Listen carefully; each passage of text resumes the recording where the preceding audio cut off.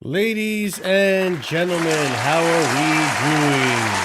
Welcome to another installment of the lovely and your favorite Casually Chelsea show with your favorite panelists, Oliver Twist, Real Chris, and myself, Marshall. How are you guys? How's everyone on the panel doing? We're feeling a little better after. Honestly, today, who watched the London Derby today? North London Derby. No, because it's Spurs, and why would you rely on Spurs? Fair. Chris, what about you? I mean, I watched it. I mean, Tottenham was just shit. They couldn't really get out there like defense area most of the times. They did bring it back 1-1 quickly. Surprisingly, I thought, here we go, 1-0 up. They're dominating, but yeah, they did bring it back, but then lost like 4-1. I think the last 10 minutes I stopped watching because Arsenal already won, so I was watching. But yeah, Arsenal deserved it. I was more interested in how. Hopefully we can. I was more a good fight, but like yeah. Sorry. I was more interested in Liverpool Forest today. Like, I wasn't watching it, but I was kind of tracking that on. Well, yeah, I wasn't watching. I mean, and at the end of the day, got away with one. Yeah, I mean, at the end of the day, like, take aside what I said about Spurs not being able to run them. Spurs are at the bottom of the table, so we don't need to worry about them. Like, as in competitiveness with us. Arsenal are challenging for the title, so again, out of our league. Who cares? Liverpool are the kind of club that we're looking to go to bats against, and they jammed a goal at the end. So, fun times. Yeah, fun times because of that last-minute goal, ladies and gents, this is what the table looks like prior to United playing. If United lose, it's a 3-horse race over here for who gets the 4th and 5th spot. Right now, Chelsea are in 4th with a game in hand, but if United lose, Chelsea stay in 4th. United drop to 5th, Liverpool to 6th, all from goal difference. So we need to be careful. We can't. Oh man, we're gonna talk about our fixtures coming up and some of these fun stats I have for you guys and a bunch of stuff going on in today's show. We got a new sponsorship. Like I said, we're gonna talk about that today. We have some updates on the 74 charges. Yes, people. Yeah. I mean, I didn't mean to play that sound, but I mean, if you're a Chelsea fan, I'm sure you're feeling that way too. Because how the fuck are the 74 charges already nearly done? But 131, right? I can't remember the number that City have. That 113, I think that's what it is. Yeah. Why are those not done yet? I think I know why, but I'll say that later. Okay, yeah, save it for later. But yeah, people, be sure to smash up the like button if you haven't done so already. Big up to every single one of you in the chat. Pierre Romero's got the right idea, people. Sign up to Casually FC or subscribe to Casually FC, not sign up. I mean, at least unless you want to fill out a form. You can make your own form and sign up physically and then send it to me and I'll subscribe you. That's a weird way of doing it. We live in 2026, but hey, whatever floats your boat. Go ahead, subscribe to the channel. Go ahead and like the video if you haven't liked it already. Go ahead and also hype up the video. If you're watching this in the future, if you're rewatching, you couldn't make it to the live stream, be sure to go ahead and, hit that hype so that we can get some good algorithm going towards us and all that fun stuff. But yeah, exactly. Drewsbury Hall, rise, please. We need Drewsbury Hall to put an end to this United. Hey, don't forget Tony George. Yeah. And Tariq George, proper Chelsea. Come on, bro. You can do it, Tariq. And yeah, they're absolutely pathetic. And Xavi Simons is a horrible player. It's literally cheek to cheek between him and Garnacho. I'm not gonna lie to you. It's bad. They're both shit. They're both really bad. So yeah, it's like, you know what's funny? I said this on the watch along over on Staffy TV, the American Waffle watch along. It feels like I dodged a bullet with Xavi Simons only to dive into another bullet with Garnacho. So it's just like I took an L either way on this one. God damn. If only we really like You dodged the bullet, ran into the road and got run over by a truck. Exactly. It's sad days, but what are you gonna do? I mean, we have Garnacho now. We just gotta back him. Which we're not gonna do that. So fuck that. But yeah, big up every single one of you. Let's go ahead and get the show on the road. And let's start off with a few things. We have a few topics, including the new player contracts. We'll get to that later in the show. A few talking points on that too. But let's start off today's show with something lighthearted here. So, if you guys didn't know, Chelsea are going to Sydney, Australia. And here's a tweet to confirm it. So Chelsea officially announced that Chelsea Football Club today announced that Chelsea FC and the Chelsea FC women will be playing in the 2026 Sydney Super Cup next summer. Hey man, that's going to be fun. I'm sure it'll be a little preseason for Chelsea, for Chelsea women's as well, because it's not just a man's game, people. It's a women's game as well, and a kid's game and a boy's game. You know, it's everyone's game. But yeah, Sydney for a preseason essentially, and Spurs are going to be there, so that'll be fun. Any thoughts? I mean, it's annoying for me because I would have loved to have seen Chelsea do a preseason in the U.S., but considering the World Cup is in the U.S., I'll get my dose of Chelsea, football or English football, real men's, women, and kids football in the Club World Cup. But what do you guys feel about Sydney? Is this the first time Chelsea have been to Sydney? I don't remember. I don't know. Don't think so, but You gonna go to a game, Chris? You gonna go to Sydney, Australia to watch a game? I'm too scared of the spiders, so no. I was about to say you're too scared of the kangaroos. Kangaroos? I don't care about kangaroos. Even snakes. No, a kangaroo will knock you the fuck out, Chris. Hey, kangaroos are, Yeah, I would still rather go near a kangaroo, a snake, skydiving, scuba diving. Well, I've been scuba diving. Anything else but touching a spider or go near a spider. Fuck the spiders. That's fair. Chris, do you have a phobia of spiders? Yes, like it's the one fear I actually have is spiders, so I would never step foot in Australia. I see one poisonous spider running around, it's over. I mean, who isn't scared of spiders, really? I'm not. Me when I meet Chris and I have a spider. In my Still hand. see more ice. Sorry. Sorry. That just threw me. Gonna be me. He's gonna look at you, Chris, and he'll throw a spider at you. Nah. To be fair, I don't like spiders either, so I'm not even gonna touch a spider. So. What do you mean? I mean, I'm fine with spiders, but I'm not trying to find poisonous ones, Really, I can't do the spider thing. I don't like bugs in general. I can't touch bugs. They give me the ick. They give me the ick, bro. It's like I get most bugs I'm fine with. It's just spiders. I hate them. What? How can? But wait, there's some. Okay, hold on. This is my logic. It's literally one thing I have is spiders. It's been put all into spiders. Welcome to Casually FC. We're not talking about Chelsea. We're talking about spiders. I think spiders are okay as long as they don't, like there's some bugs. If I see across the room, I'm fucking killing it. But spiders, I'm like, you know what? We can mutually live in this household as long as you don't come into my space, in my bubble. Once you're in my bubble, we're fighting. Because I feel like spiders are good. They get rid of other bugs and shit, So, like, it's one of those, the enemy of the enemy is my friend, Chris? The daddy long legs are okay, I guess, in a sense, because they just stay in one place, but that's about it. Yeah. And they do kill other spiders too, actually. Mm-hmm. I'm seeing some crazy comments in the chat. I can't lie, bro. Some of these comments I cannot post up in the chat. But yeah, to be fair, Chris is right. Australia's fucking dangerous as fuck. I can't lie.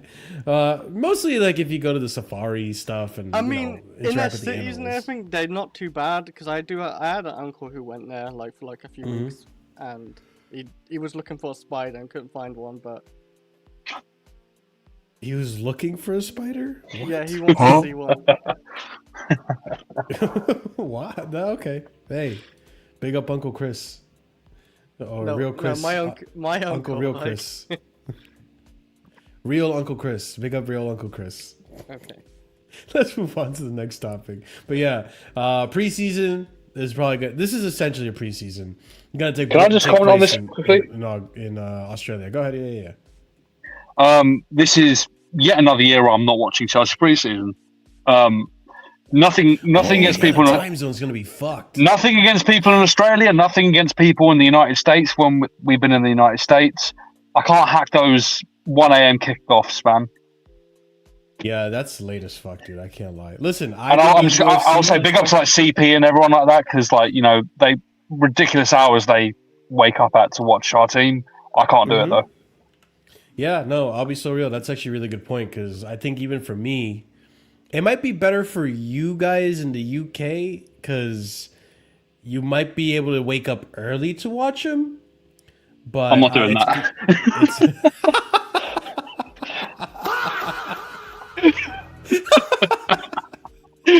He's like, fuck that. I'm sleeping in. Fuck Chelsea.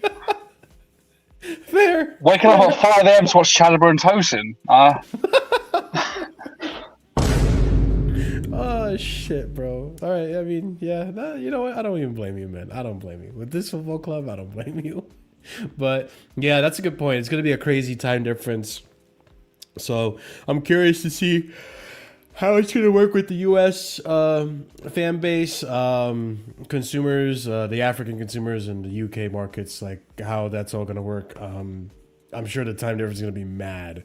I don't know where Strasbourg is going for preseason, but that'd be nice to know. Because I'd rather watch Strasbourg for preseason.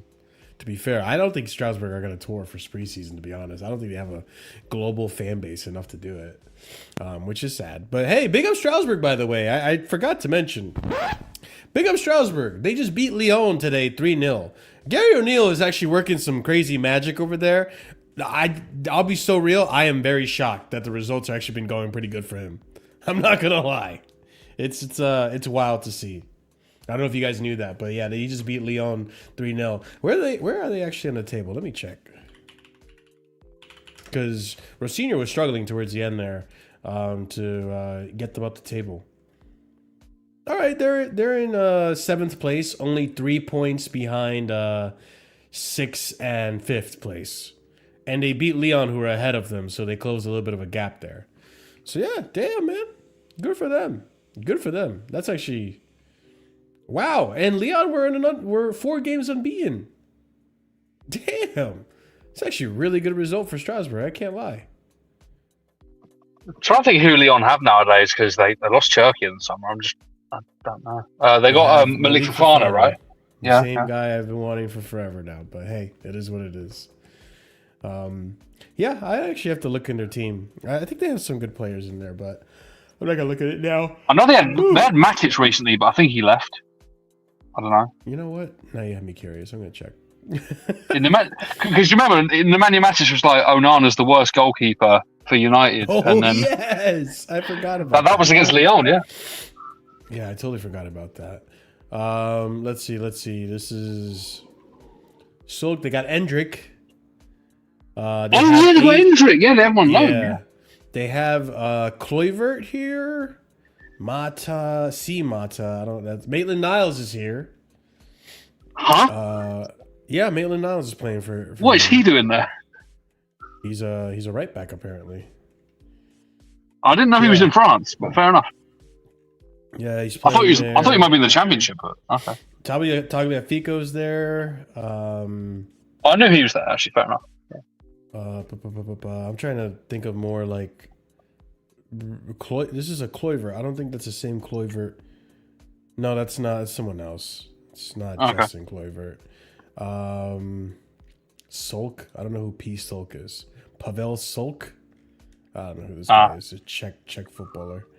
A. Vinicius. I don't know who A. Vinicius is. Abner Vinicius?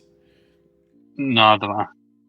I don't know how common Vinicius is a surname in Brazil. So yeah, there's some players there. They're probably getting some injuries because I think Højbjerg's in there too. No, he's Marseille, I think. Oh, see, I'm getting confused now. I'm sorry for the yawning, guys. I'm just all of a sudden I just got a bunch of random yawning going on. Yeah, Endrick lost to Gary O'Neill's tricky Storks. Okay. Yeah, I can't believe Gary O'Neill is actually doing decently. I'm really surprised. So you know what? I will hold my hands up. Let's see how he ends the season, but I'll hold my hands up on Gary O'Neill. He's still in the Conference League, remember? So yeah, he's got some. I had very, very low expectations for Gary O'Neill going into Strasbourg, so there's that. But okay, cool. Let me move on to the next topic, and that's going to be something that if you did watch the London derby today, you probably noticed it. Oliver, did you know? No, you didn't watch. Chris, are you back? No, he's not. Okay, that's fine. It's okay. We're just going to do one of these. All right. So, Bruno Saltor. Oh, no, I saw a report about this. Yeah, he was on that Spurs bench. Chris, did you notice him? No, actually. Yeah, I mean, he blends in with every other bald fraud. Yeah, you just see a bald man. They all look the same. Yeah, well, you thought it was Willie Caballero when he first looked. But yeah, Traitor, man. He's a traitor former too. Chelsea caretaker and assistant coach Bruno Saltor has joined Tottenham and Igor Tudor's coaching staff. His last role was with Graham Potter at West Ham. Damn, bro. It's actually kind of sad. Yeah. I'm not gonna lie, it's kind of sad. He was like, you know what, Graham, you're my boy, but I can't associate with you anymore. He was like, Potter's not in a job anymore, so you are getting real. Oh yeah, that's right. I forgot he's not in West Ham anymore.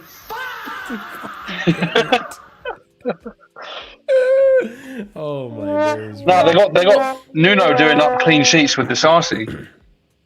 Oh my god, bro.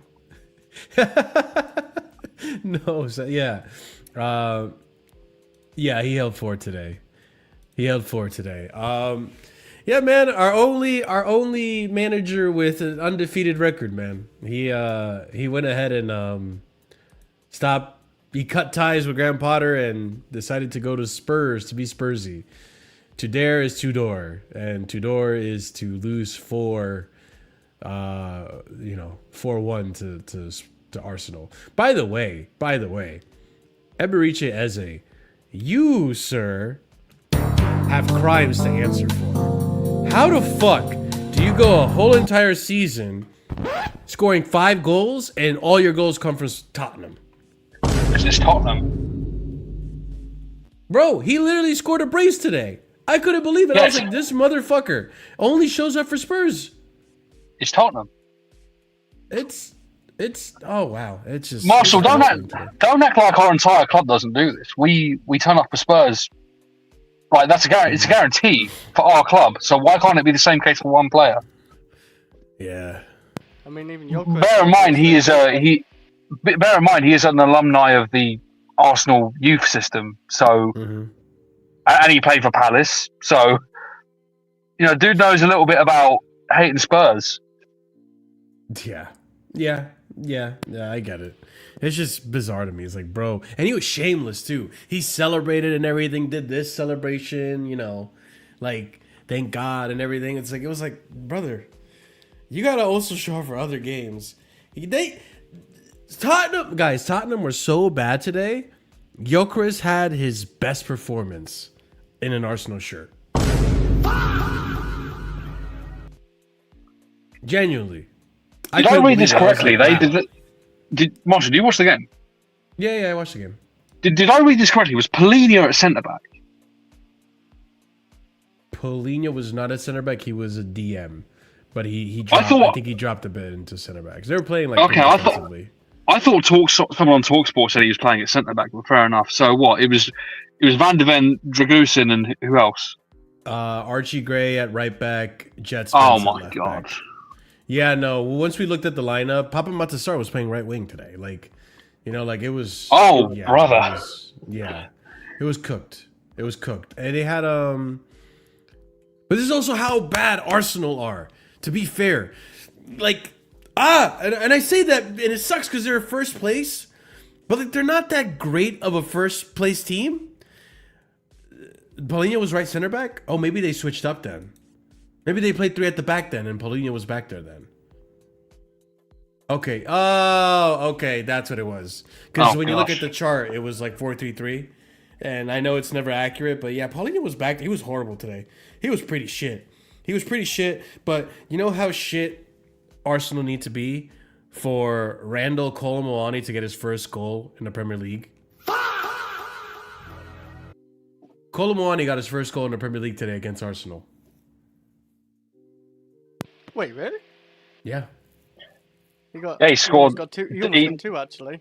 He almost got 2. He got robbed of 1, to be honest. Do you think I don't like Gabriel, that little scumbag. He did push him. Chris, it was light. Come on. It was more of like, I'm putting my arms to distance myself than it was a push. It didn't look like he's just resting his arms on it. It looked like he extended forward there with it, as I remember. Do you think it was a foul, Chris? Yes, like, you shouldn't put your hands on the player. Nah. Nah, Chris, nah. Chris, you're getting a yellow for that one. You're a fraud. It goes down too easily. You're a fraud like, for defending that salmon that we call a Brazilian center back. No, but right? like, if you put your hands on the player and extend your arms forward, it's a foul. And that would have made it Especially 2-2. It could have opportunity changed the game back. completely, by the way. Yeah, I know it would have made it 2-2. I don't think Tottenham... Yeah, but Chris, like, I get what you mean about extending the arms. Gabriel doesn't have to fall over like a Jenga tower. But sometimes this is what the players do now. If you, like...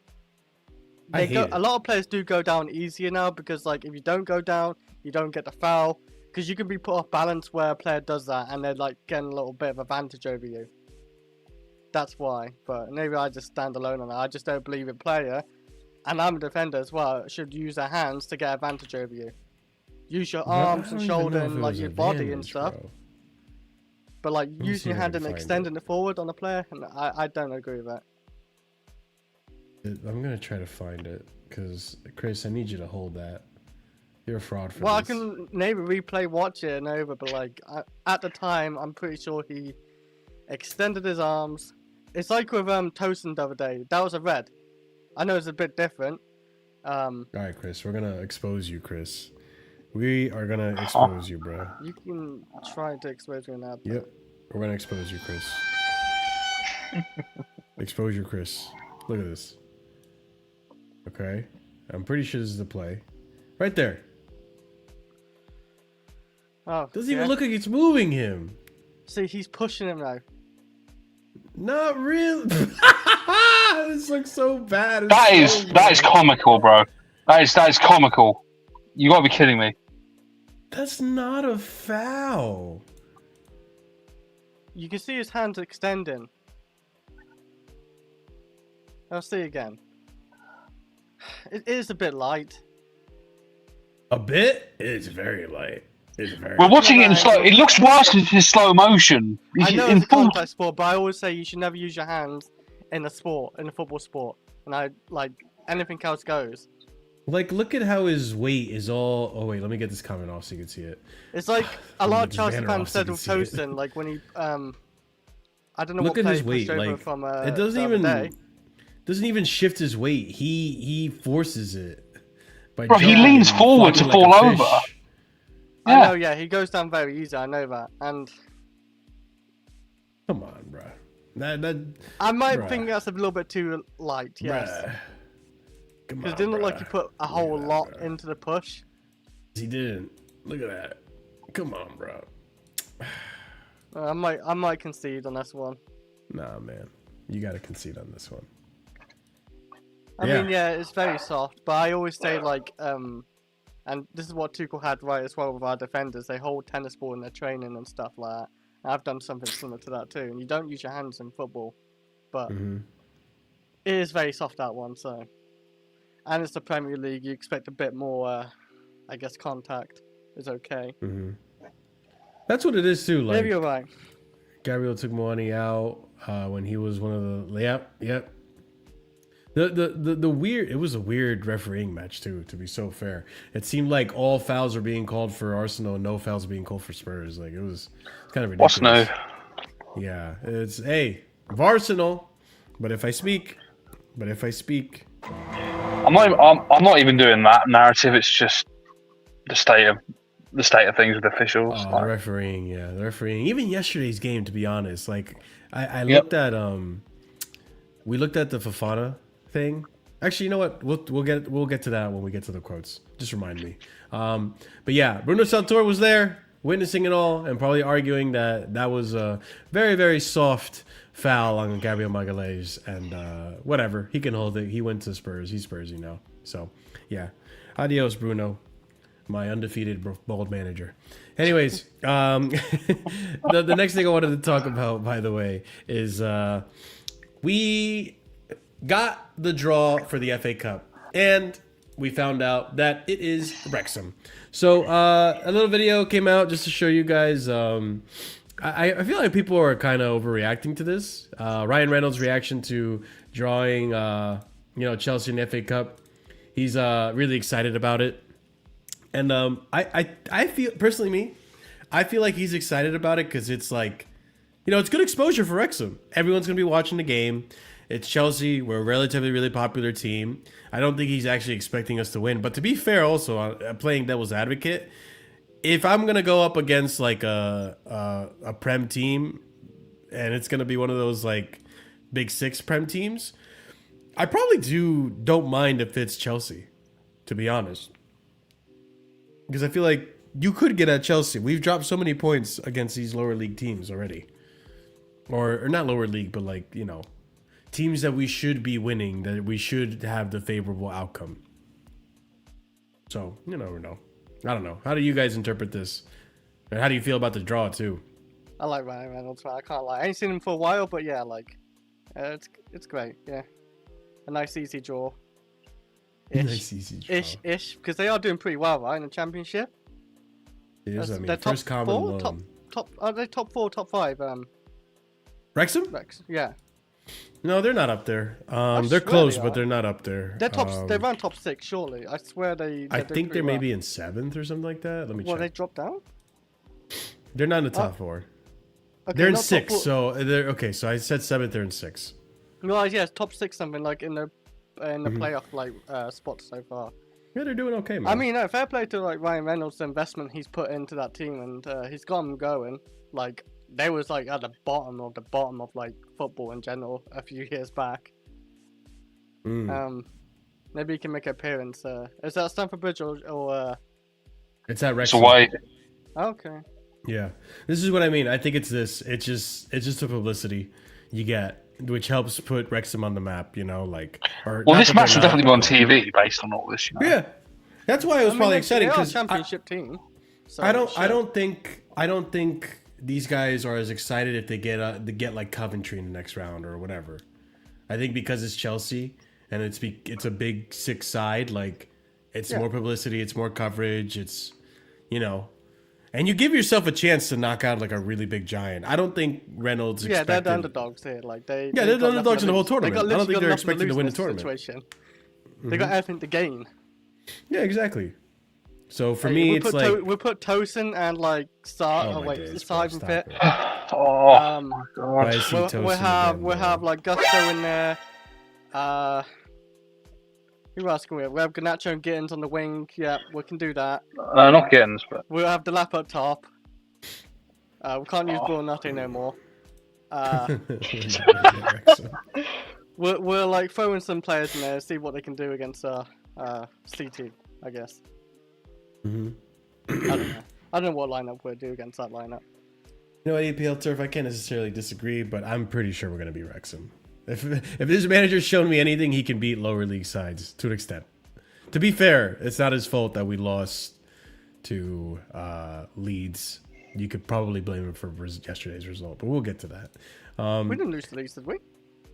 No, Okay. I mean Drew. We dropped points. Oh, yeah, it felt like but a we were loss, I winning guess. that game. Yeah, it felt like Yeah, a loss we were in a winning way. that game. Yeah, exactly. Because we're winning. We dropped Yeah, points. we're winning, and we dropped the ball. switched off in We like balled 5 it. minutes, and the players balled it. Yeah, not him. Yeah, 100%. You You clip do not these things, agree. you know, when people say we Me don't dropping defend points to Liam Leeds either. Rosenior. It's okay. Oh, maybe I don't know. Say that one more time. You What? should clip these clips and like when people say, "Oh, you just like like Enzo," you like go blame Rosenior or whatever. So you should clip these little clips for him. Why give them the time of day? Because I've seen this many times. That's all. For who? I just can't be bothered to engage with it anymore. It's Just in general, pathetic. not with the manager I'm talking about. Just in general, like, oh, you're always like defending the clear leg, clear leg and all that, and then you going after him for a little bit, and you say, oh, you're so negative, like that situation. Do you understand? Oh, I know what or- you're saying. Yeah. I'm glad I Yeah. explained it better. Oh, yeah, that's another thing, too. You know what? Thank you, Logic. That's a good point. Big up to USA Hockey. We beat the Maple Leaf Merchants. Maple Syrup Merchants were defeated today. There you go. We beat them at their own sport. How about it? And soon, Chris, USA is going to beat Wales at their own sport. There you go. It's not even their sport. I mean, we did play each other and we drew. Wait, did we guys- draw? We Yeah, drew? you guys cheated though. We didn't cheat, Chris. What are you talking Okay, about? well, it's God. a very tactical good foul, but Bale had an open goal from like 40 yards out, and your player All decided right, to take bro. him out. And Bale also had a penalty that he shot over the Saturn, bro. Okay. You're telling me a player can't miss a penalty in their life? Hey, listen. Not Bale. Not Bale. Not Bale. He was not thinking Bale. about golf at that point. What happened? He was thinking about golf at that time. Yeah, he probably was. But yeah, he can hold that fraud. Anyways, not my legend. But all right, let's move on. But yeah, Wrexham is the next draw in the FA Cup. Good to see it. I think that's going to be a fun match to watch. We're going to move on to another. This is an interesting one, and honestly, this name and this person actually looks familiar. So, this could come back to bite us in the ass. Former academy manager is now going to Arsenal. So, this whole kinetic bullshit. We started getting rid of a lot of these ex-managers that were actually running a good institution at Cobham, and now they're going away to somewhere where they probably get respected and actually, get paid handsomely to do their job and all this stuff. And it's not all nepotism. So Arsenal are lining up a move for former Chelsea Academy manager Jim Frazier as their new head coach of recruitment. Frazier is highly regarded, having bought through a number of players at Chelsea, including Reece James and Levi Colwill. The 49-year-old spent over 20 years at Chelsea before leaving in the summer of 2024. Why did he leave, though? We all know why he left, but we'll leave it at that. That's a topic for a different day. But yeah, do you guys remember this guy? He looks familiar, doesn't he? I know the name. Yeah. The boldness, it looks familiar to many bold people. So. Oh my god, bro. I was gonna say, like, he kind of looks like Anthony Taylor. I can't even lie. Like, it's nearly identical. Oh, big up KG. What's up, brother? Hey, Anthony what's going on, Taylor, fellas? What's Yeah. up? Hey. We're just going over a bit of news before we get into the big shit that happened this past week. I should be careful now with the comments I'm making a little bit. A little bit. Don't worry, he was in the background when you said it, so You gotta make he a heard nice everything. beard, though. I always say if you're bold, watch get a your nice beard, then you're good. Chris, sleep with one eye open. That's all I gotta tell you, man. Sleep with one eye open now. But yeah, like I remember this guy. I mean, how much credit he gets for some of the players that we've gotten in the past? Like, is he responsible for Acheampong? Is he responsible for who else? Broja? Like, I don't know, man. Like, it's great that he was responsible for Levi Colwill and Reece. I don't like the whole nepotism happening in the background, so it makes sense that he's going to leave. It makes sense that a lot of these guys are going to leave and they go on to find jobs that maybe respect them more, like Arsenal. Like, it's a little ridiculous, the whole academy situation happening. Well, it's a bigger behind role the over there. I scenes. mean, he's stepping into a recruitment gig. Is that a bigger role than academy? Yeah, I guess so, right? Yeah. I not mean, as it's involved. part of like club operations, Yeah. Yeah, that's a fair point. Yeah. KG, do you have anything to add to this? I know it's like small news and shit. No, I guess it just depends on what his. I always assume when guys leave from one academy to the other that it's a money thing, that they either want money or they want a bigger role. But you never know what the duties of those and the responsibilities of those roles are. So it's hard to be like, oh, that's a big loss. You know what I mean? Without knowing exactly what it is that person does. But wish them all the best, except for when they play us. Exactly. No, that's true. Yeah, no, 100%. And that's the thing. Like, we don't know exactly like how pivotal his role was in the background. We don't know if he left because of the nepotism happening with the whole Joe Shields kinetics, scandal and stuff. Time will tell with this one. I just saw the comment because I was running and doing stuff. So the bald guy, and then the comment from Lula 456. So funny that the bald guy shows up when the bald guy's on the screen. Hey, us bald guys got to stick together, man. We got to stick together. Chris, you summoned them. This is your fault. But yeah, like it's like you said, KG and everyone else also. Like, it's kind of hard to comment on this stuff because we don't know how involved he was. I just think it's like. It's no coincidence that the majority of that backroom staff left or got fired or whatever, once the takeover happens. So there's shady shit happening at Chelsea, and we kind of already discussed it in previous shows. If it comes up again, it comes up again. But I'll move on to the next one. Got some fun stats for us just to, lighten the mood a bit. And the big one to pull out on this one is, hey, we need to have a conversation about Rob Sanchez, man. I can't lie. All right, we'll pull it up. This one first. So Chelsea, still the youngest squad in the Premier League this season with the average age of 23.7. Brentford being the second youngest at 25.1. So that's significant amount of, years in difference there. So, I mean, listen, I'm hoping that it doesn't get younger. I'm hoping that it stays around this, or at least over the course of time as we keep some of these players like experience and age, because we don't want a whole inexperienced team again. We don't need to go through the last 2 seasons all over. I mean, again. we're still bringing youngsters in like Quenda and all that. Even though I hear good things about Quenda, but that's actually very true because he's 18. Yeah, that number might get lower. Think about it, like you said, if Quenda comes in, Omega comes in, Anselmino, depending on what he does. But then think about the outgoings. Like if Tosin goes out, that's like our oldest player, right? That's 27, 28. We all know why this number is really high. What? I scored a goal, bro. What do you expect? I scored. We all know why the number's not lower, We all know who brings the average up. Yeah. Hey, but that's a good point, actually. That number might get lower now that I think about it. It's not. What happened, Chris? Oh, go, Chris. Well, I was gonna say we need some like older players, maybe become like a centre back or. Yeah. I'm not very bothered about a winger being young, like ish. It's just. Well, like, you want your wingers to be young for the most part, Yeah, I'm fine with my midfield, like Santos, Caicedo, Enzo, that's fine. Probably still bring another midfield in because you can't rely on Lavia right now. It's just he's still injured, right? Yeah, I mean, he was on the bench. No, he's on the bench, but he's still recovering. Yeah, still back. Well, he's back, but he's not like fully fit.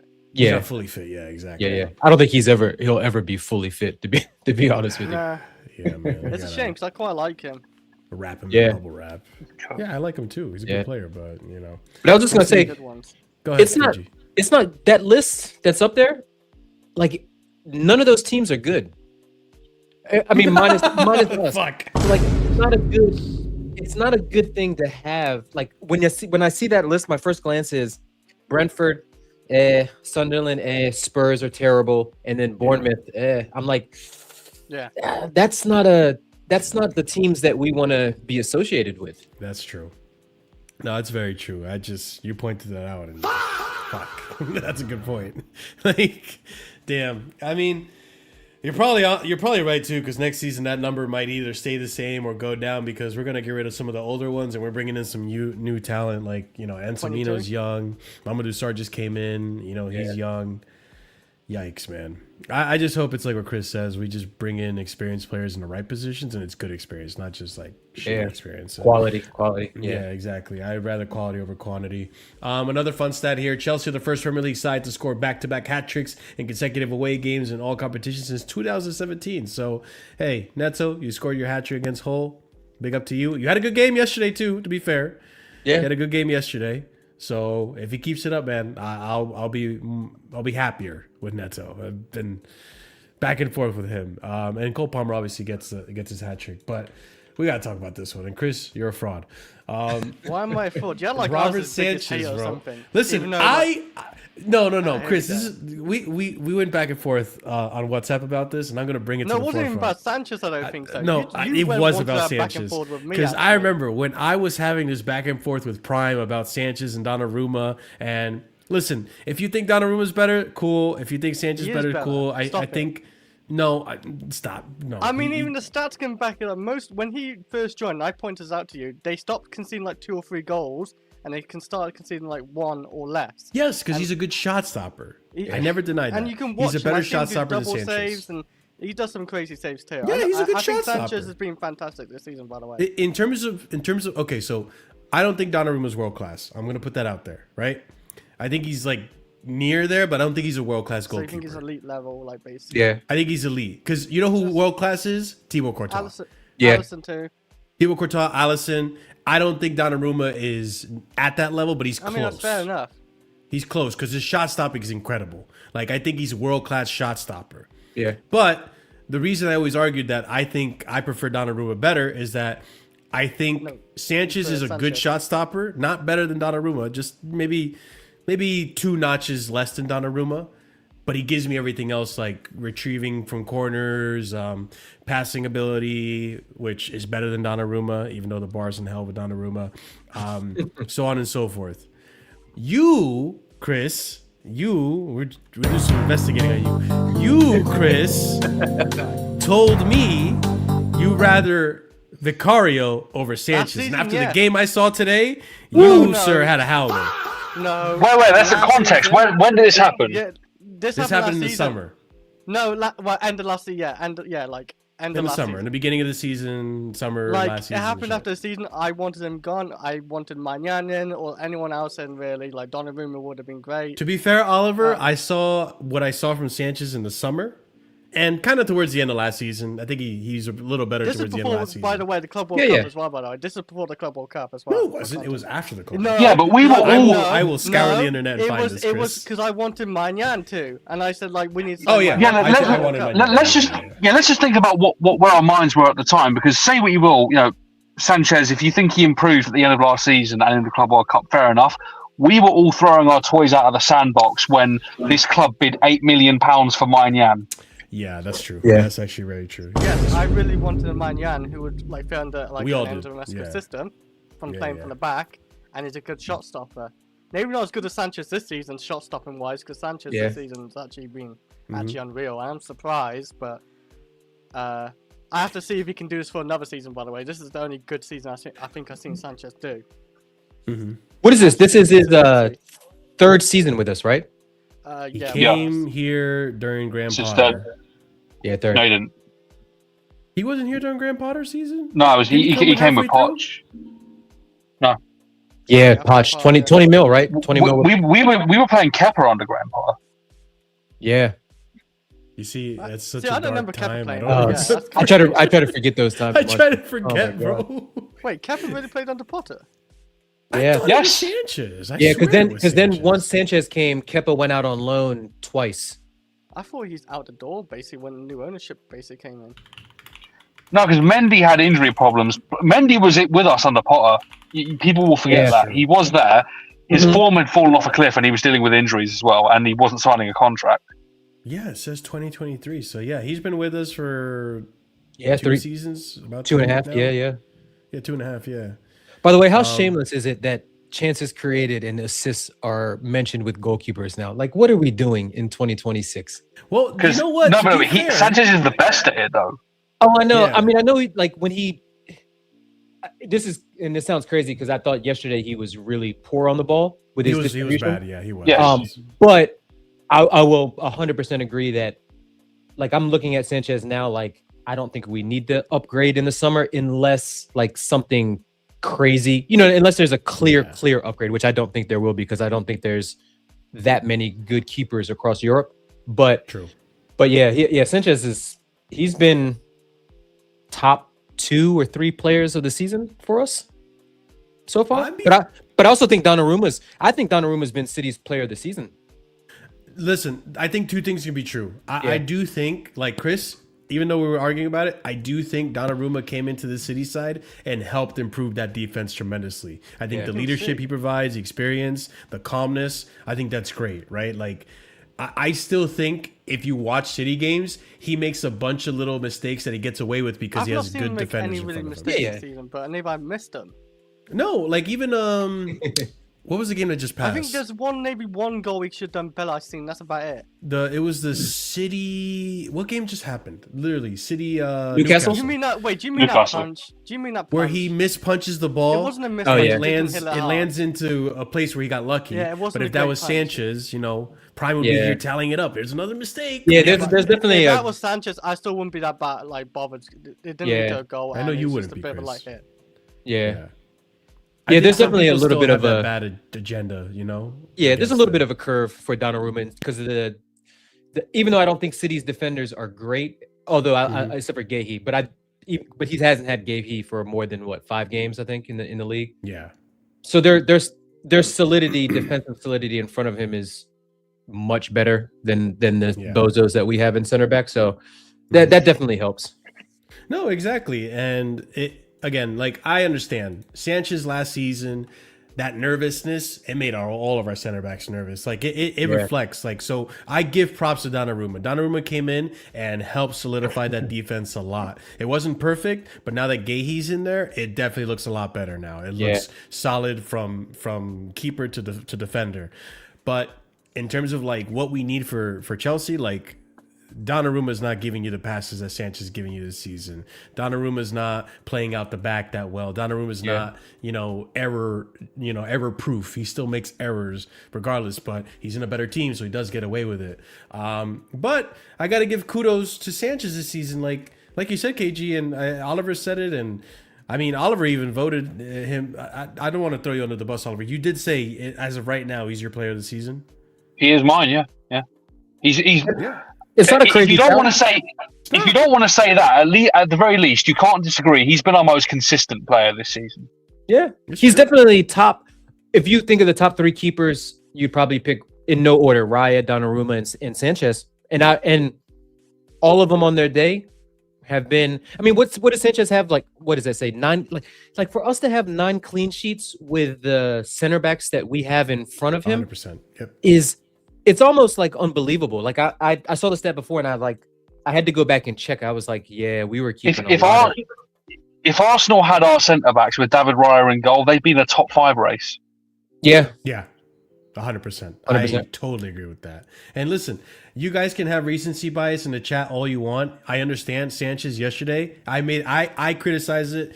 The panel here can vouch for it. Mm-hmm. I said, dude, his passing's been shit today. I forgot to bring it up in the review because we were so obsessed with, Wesley and all this shit that happened. But like, I admit his passing yesterday was shit.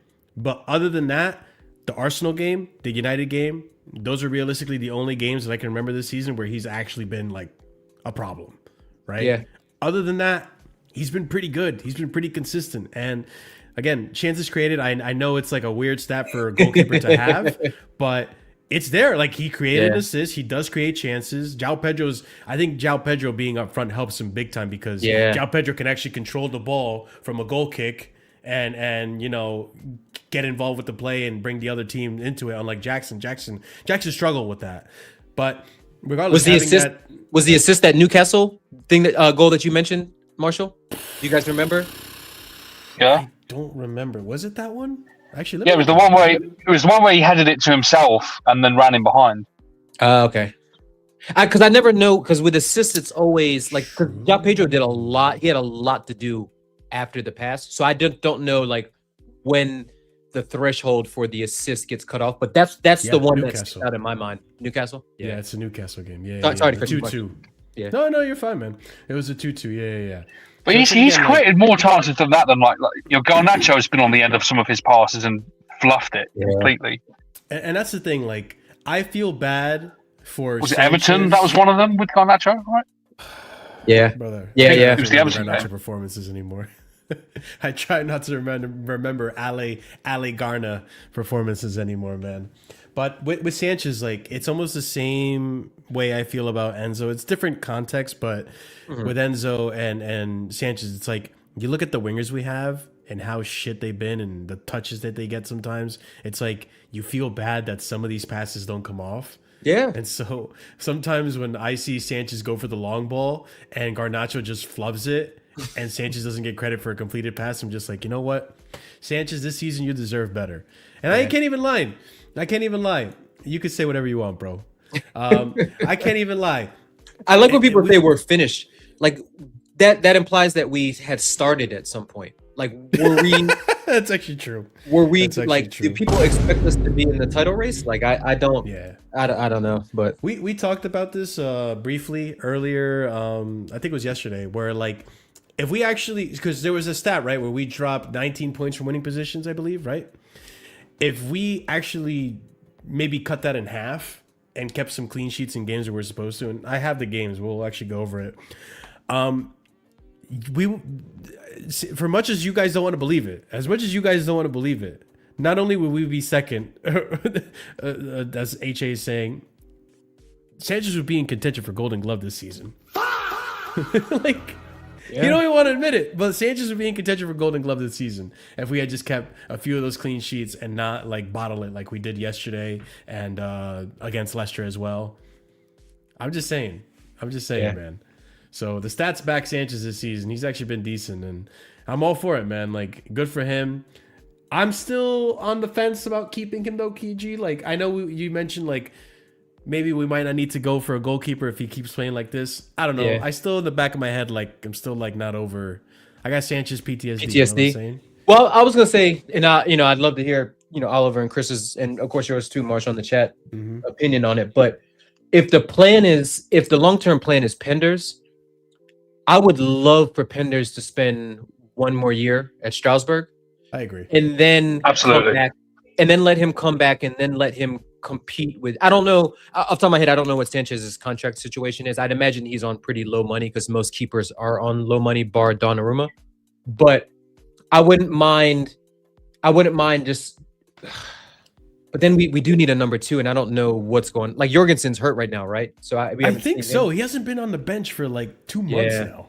He actually, I remember when he played. I think he played 2 games under Rossinier, and he actually was fairly decent because he's pretty comfortable on the ball. But it was his shot stopping, his positioning, and things like that were kind of alarm. And his Flapping and crosses. Yeah, I was gonna say his cross collection was. I remember that the missed punch, and I think it was Wolves in the cup where he was just absolutely. He gave Fofana a concussion. Fofana might have a permanent concussion, Chris. I don't know. He might. I forgot about that, bro. I forgot about that. You see, Oliver, that's why we don't blame Fofana. We got to blame Jorgensen. Yeah. I was on the hands of Jorgensen, yeah? What's funny, too, was there was a moment where early in the season where Sanchez almost gave Enzo a concussion when he kicked the ball into the back of Enzo's head from like 2 yards away. So I'm like, maybe it's a Chelsea keeper thing. But I would vaguely remember that. Yeah, but I think I would definitely, like, Sanchez on his current form, consider like assuming that he plays in a similar fashion throughout the rest of this season. Yeah, it sounds crazy because 12 months ago I'd probably say we need, like, this guy needs to be gone just like the center back. 100%. We all wanted Magnan. Yeah, we all wanted Magnan. I'm comfortable with him next year, and then with bro. Last summer I was calling for Penders to come straight in. Yeah, I remember. Literally, oh my gosh, it was bad. Yeah. But after that Club World Cup, I remember we had this discussion with Chris, and this is where the whole Vicario and Donnarumma thing happened. I was like, if he keeps playing like this for the rest of the season, I think we're fine. We're fine. But it was like a matter of like, let's see what happens. Obviously, United came early, and everyone was like, "Oh, he's back." But good on him, man. He buried his head in the sand. He kept going, and I mean, he got his own song now, even though it's kind of like a backhanded compliment. He ignores it. No, I was in that crowd. We sang the shit out of the song, bro. Especially after when Barishili made that mistake against Crystal Palace. Yeah, he saved it. Everyone was singing the "Fuck You Sanchez" song. I was in there. I was like, "Fuck you, Sanchez, love you." But I'd like to see. Somebody made a good point in the chat too. I'd like to see him I mean, of course, as a Chelsea fan and supporter, I'd love to see us with better center backs, regardless. But 100%. yeah, I mean, there's no good keeper that you think of in the history of this league, right? Like Schmeichel, Van der Sar, Cech, even Courtois when he was here, Allison. They all have good spines in front of them, and I think, and I'm not saying Sanchez is like he's owed that. I think we as Chelsea fan base, we're owed that because we've had some of the best center backs that this league has ever seen, and 100%. we've been without a top center back since old Thiago Silva and Rudiger for like a year under Tuchel. But yeah, I'd like to see him with more stability and more common sense in front of him, and then see what the level can get to there, because he's 28, 29. That's a good question. I have it right here. Hold on. He is 28. Yeah, and that's turned 28 in like, November, so he just turned 28. He's got like, 4 more years in his contract.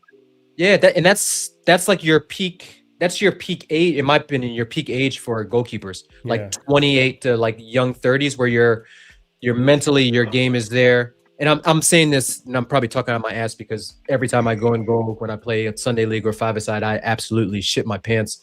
So I know nothing about playing the keeper position, but that seems to me when like the mental side and the physical, you still have the physical side there, and the mental side is there as well. So yeah.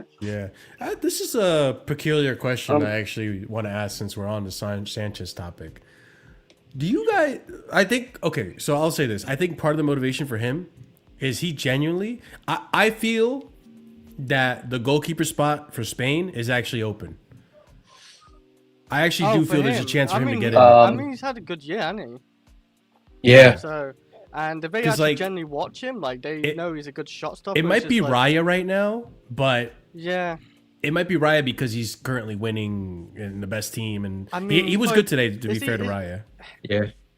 He's better like playing in the back, I would say. Like Sanchez is not the greatest at doing that, but like shot stopping, Sanchez all day. I don't even know if it's Raya though, because in the Euros it was Unai Simon. Yeah, Raya doesn't get too many caps for it. I just checked it. He's not like Simon's usually the guy. Yeah. And then Simon's at Barca? He's at an Athletic Club. Who's Barca's keeper now? Oh God, Juan Garcia. Yeah, because I figure like the Barca pool like will probably get him. That's true.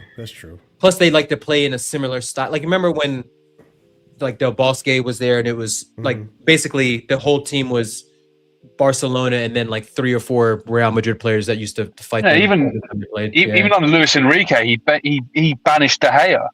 Yeah, got rid of him. Yeah. I mean, listen, you could say he did get booked, I think, for the time wasting thing and gave away the corner, but I haven't seen that rule in that was mental all this season. That was mental. Like refereeing yesterday was weird. Yeah, we were watching it on Jimmy's channel on the watch along, and I didn't have the sound on. I had no idea what was going on. And then when they said it, or when I finally listened to it, I was like, yeah, I haven't seen that. Like, I remember them talking about that in the beginning of the season, but I hadn't seen that since like the first week or two. Yeah, I barely saw it at all. So for them to do that, I was like, oh, okay, well, this is weird. This is a weird game. It's a weird game in general. But yeah, good on Sanchez. I think the Spain World Cup spot is going to be an interesting one to see who gets that. I think he gets a call up regardless, but whether he actually starts for Spain is going to be interesting. It could be Garcia, like chat is saying. I think it might actually, because like you said, the Barca links and that connection with Spanish teams, and on top of it too, he's actually had a good season.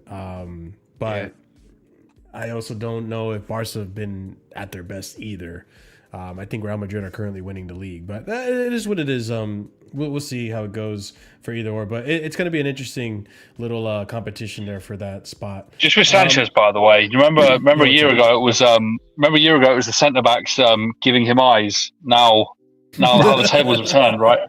You know what I mean? The Chalobah meme.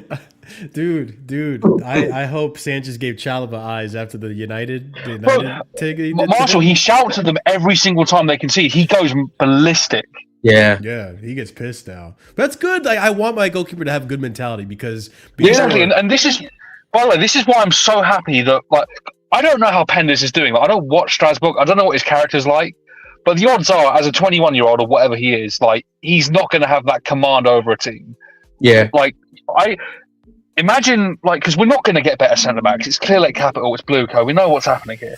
We're not going to get better centre backs. Pipeline works. And you know, as much as people want to say Levi Cole will, like, fair enough. He's shown us a level, but he's coming off an ACL injury. So what can we really rely on too much?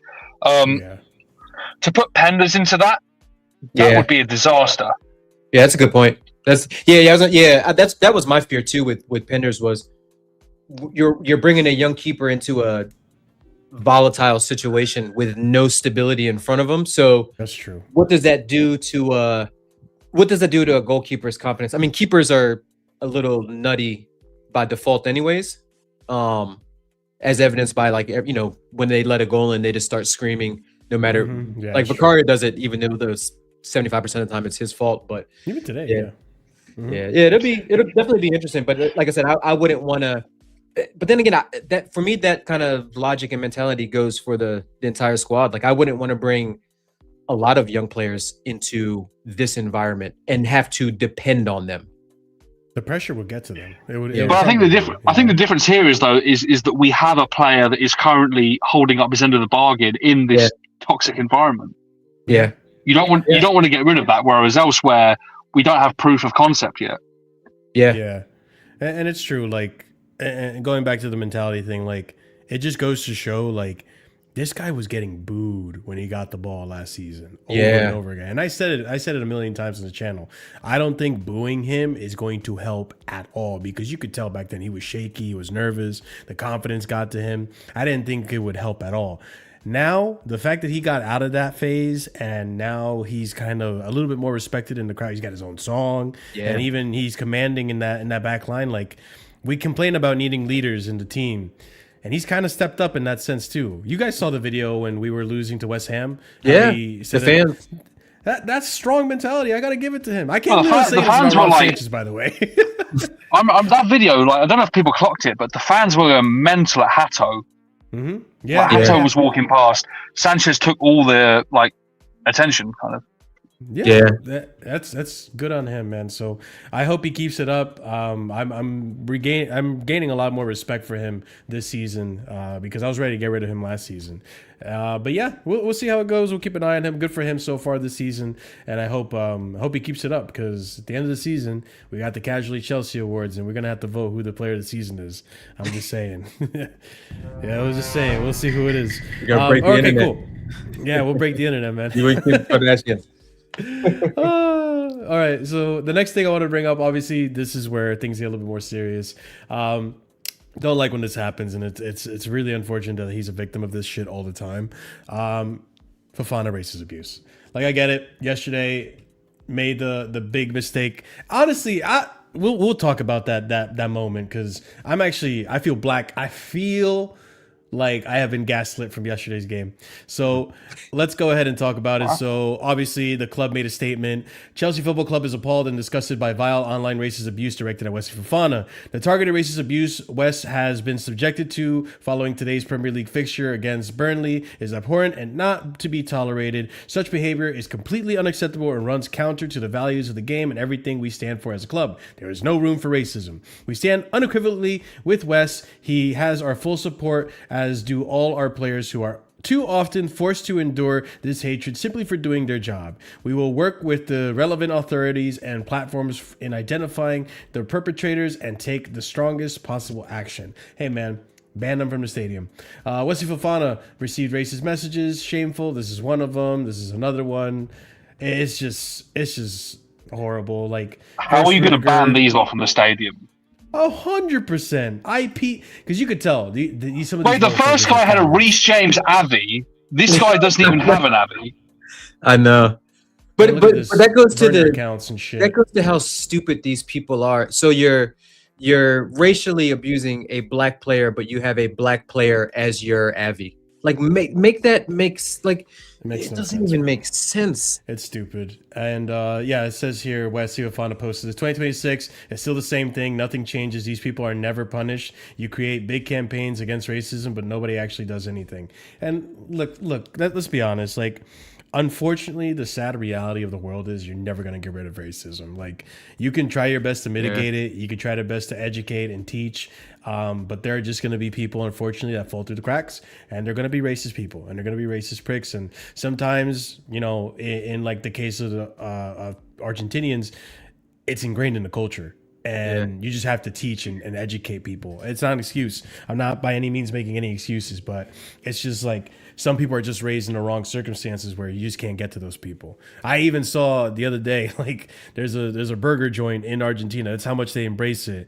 That has literally the N word on it and burger. It's just like, this is crazy, man. Like this is just so normal there. So I just hope, obviously, Enzo Fernandez has went through his whole fiasco. He is now in good terms with Fofana, as far as I'm aware, and he's learned his lesson. We just got to educate, and this is ridiculous. And again, over a mistake that, I'll be honest, I looked over at that yesterday again after we talked about it, Oliver. Earlier in that game, there was that tackle I asked you about with Palmer, right? Where the follow through, he goes for the ball, but the follow through gets on Palmer. Mm-hmm. If you look closely at that Fofana tackle, the same thing happens. He gets the ball, but the follow through lands on the player, but he gets a yellow card. But the other player for Burnley didn't get a yellow. So it's, again, the inconsistencies. Because I don't disagree, Oliver. That follow through, yeah, I've seen it given to Malo Gusto. It's a yellow, like I've seen it. But the other player should also get a yellow. It's just ridiculous. I'm not That was a penalty too, right? That should have been a yellow and a penalty. Yeah, right? that would have been a penalty as well. Yeah, I'll pull it up. I'm not going to dispute what you're saying. I mean, I don't want to bring it away from this because obviously this mistake does not justify anything that's happened here. Yeah, and we're kind of going on a bit of a tangent. But what was I going to say? Like, even still, like as an experienced Premier League centre back, because that's what we bought him as, is £70 million. Should be a major asset to the club and someone you should rely on. You don't be in the opposition's half on a yellow card, knowing that you're on a yellow card, lunging. 100%. That's my problem. It's the decision making there. If you're a split off and say he doesn't get the ball there, we're assuming that he did. He's still gone. Yeah. He was. You know what? I think it was moments before that because I said the same thing. And I noticed the same thing, Oliver, where he was way up the pitch. So he had it in like the right channel, probably like 10, 15 yards inside of the Burnley's half. And he made an underlapping run. And in my mind, I'm like, Fofana, what are you doing?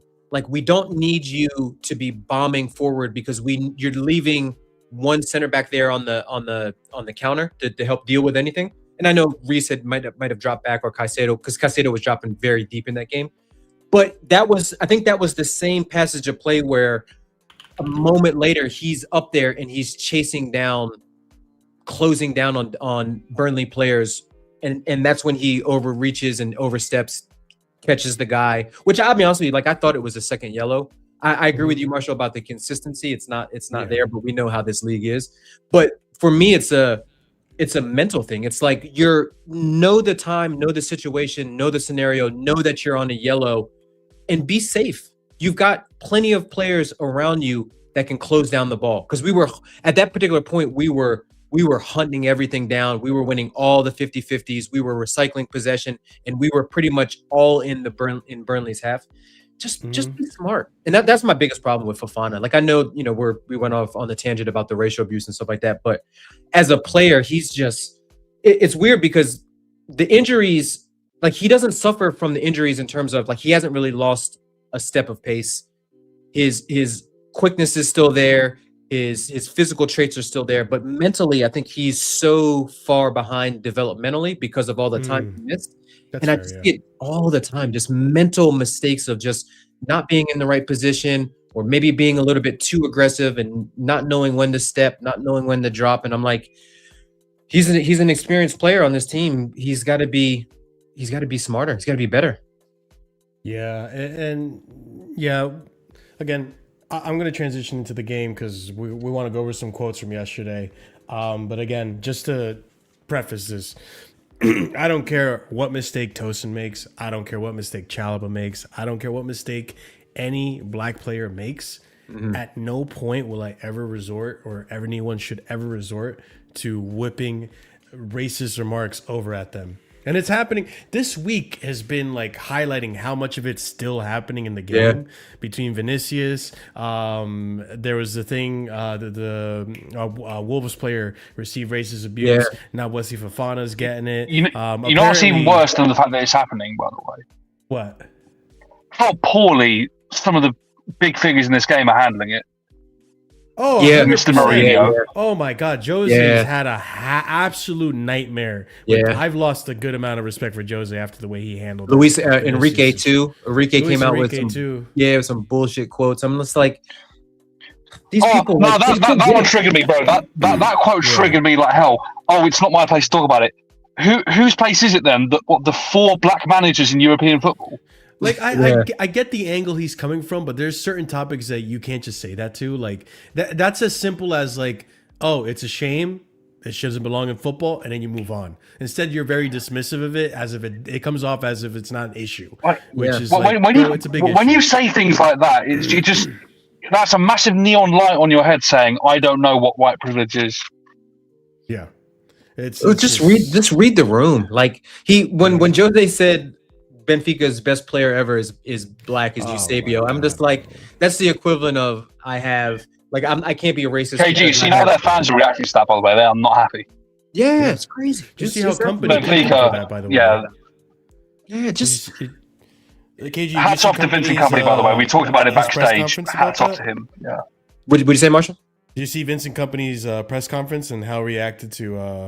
I saw like a little 15-second clip on Twitter, and then I saw a lot of people just like commending how well Vincent Company is very smart. Like I like, not only how he handles this stuff, but I like the way he speaks. I like the way he interacts with his players, and I see why he went from Burnley to Bayern. Like, how crazy is that? The team that we just played, that he got relegated, he left from there to go to Bayern Munich. Like that's a character thing. That's a personality thing. 100%. And then, even before the football stuff. But yeah, that was from the clips that I saw. And I'll go back and look at it again.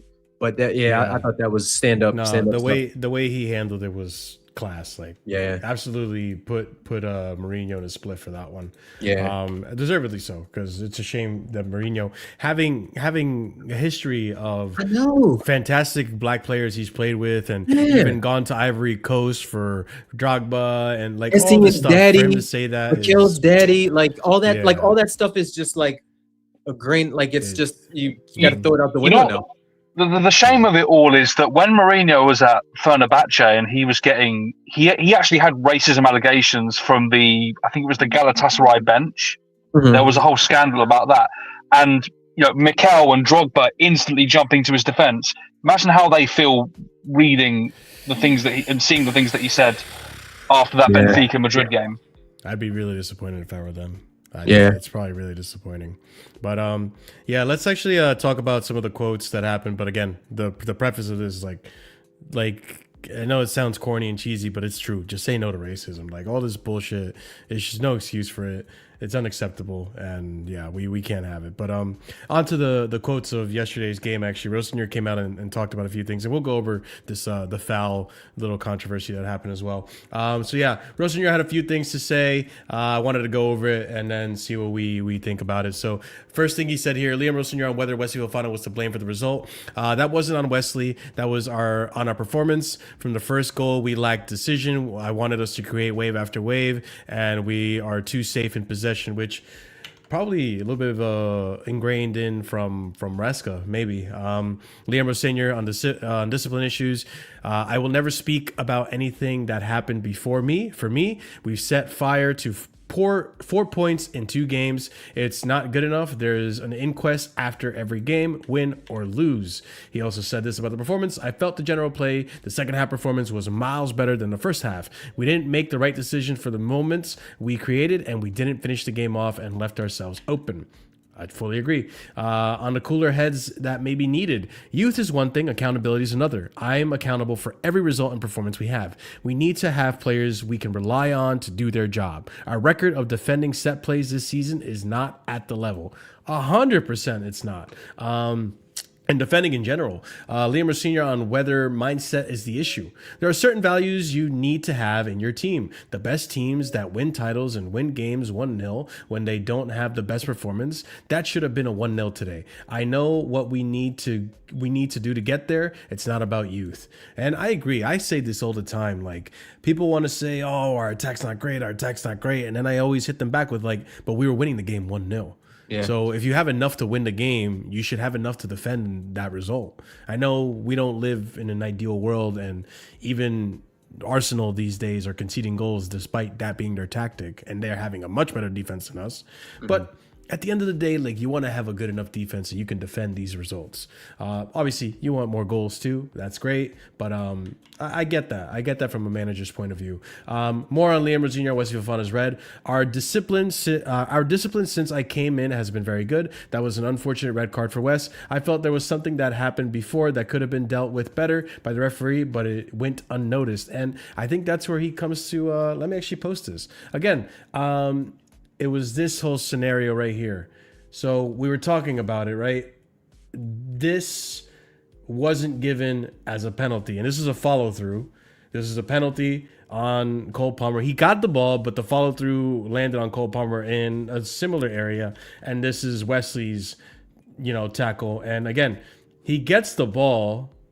It's right there. He's at the ball, but unfortunately, the follow through was on his foot.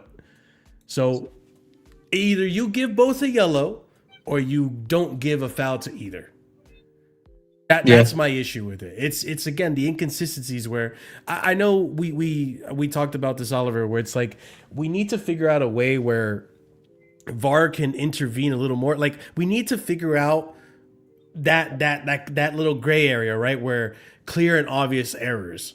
I think this is a clear and obvious error, but VAR can't intervene here though. It's not allowed. Error.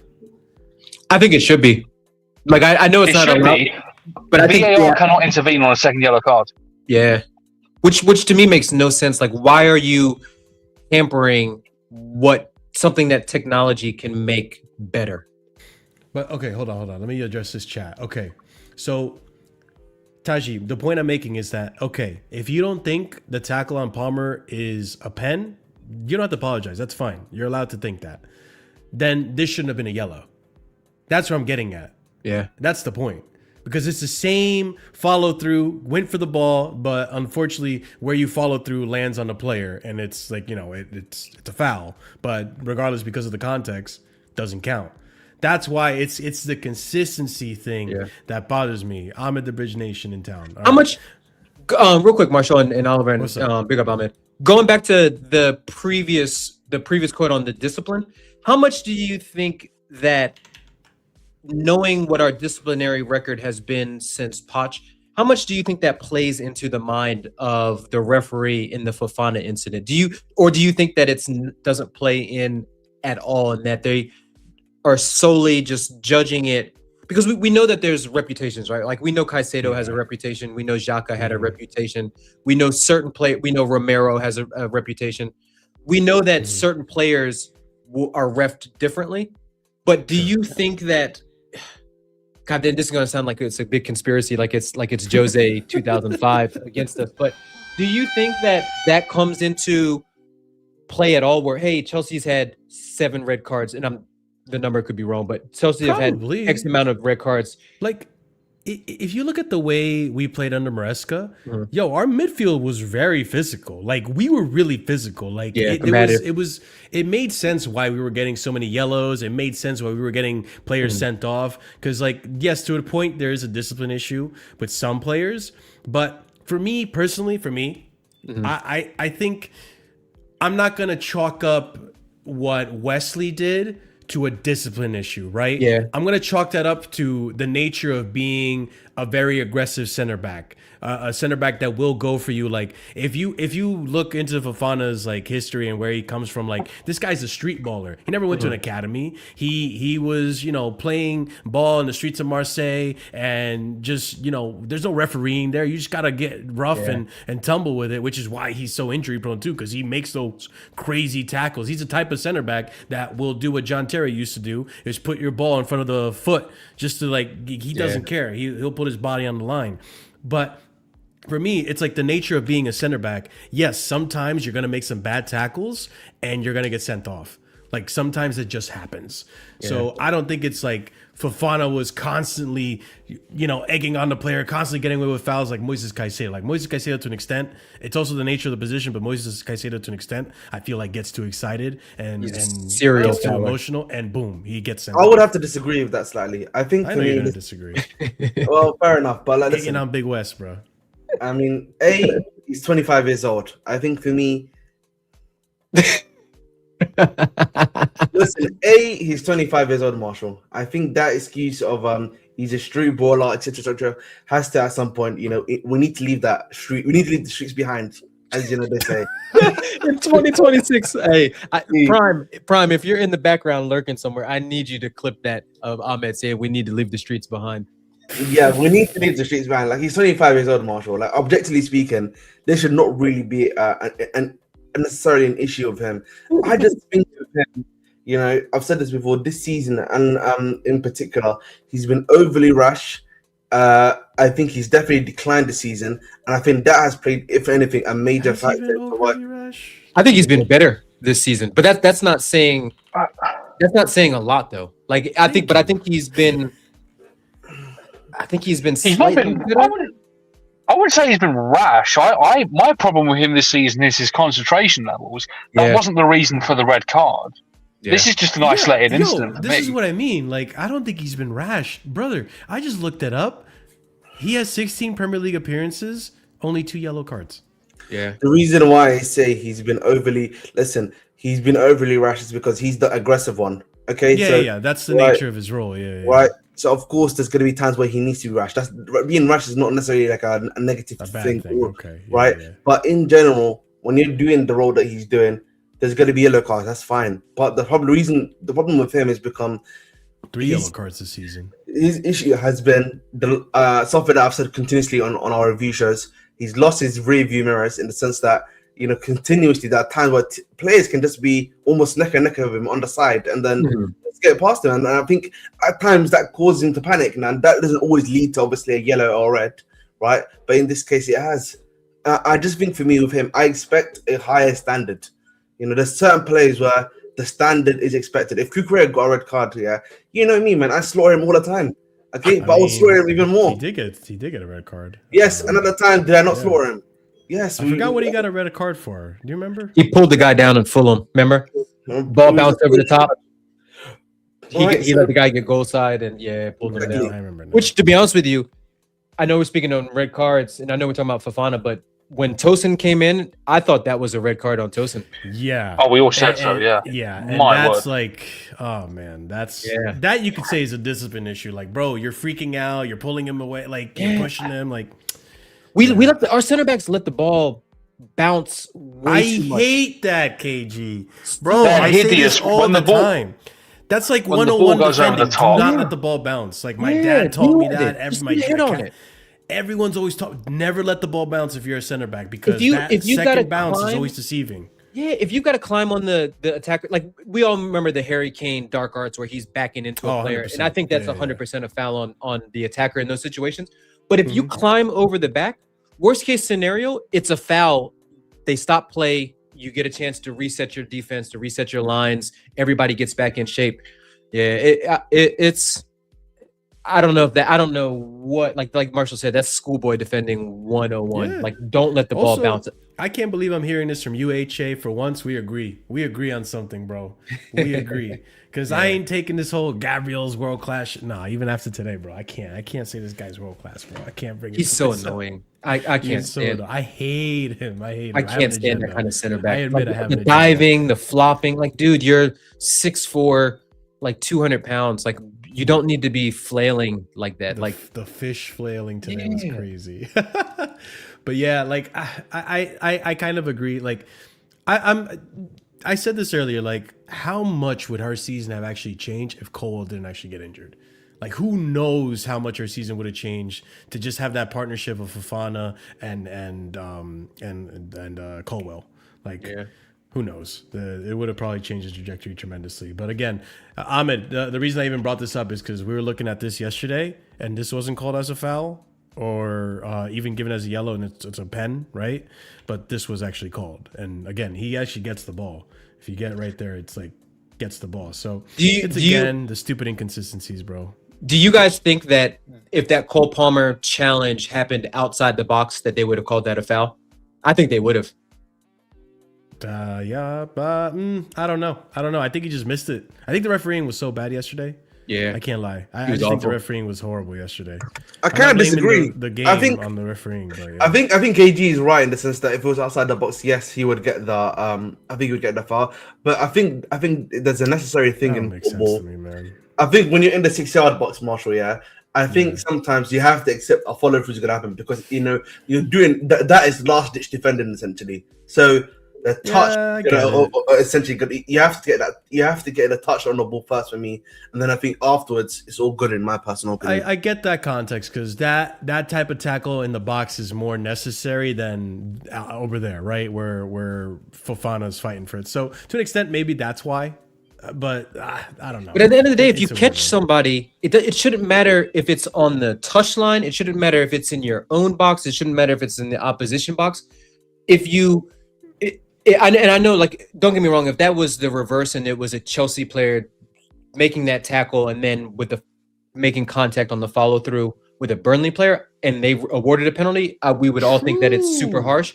But at the same time, you're cooking, AJ. you can't, like, just because you win the ball doesn't mean that you can just create contact and put your feet and step on people or clip people after. You've got to still, like, there's still an element of safety, which is why like the rules are actually in place to protect players from hurting each other.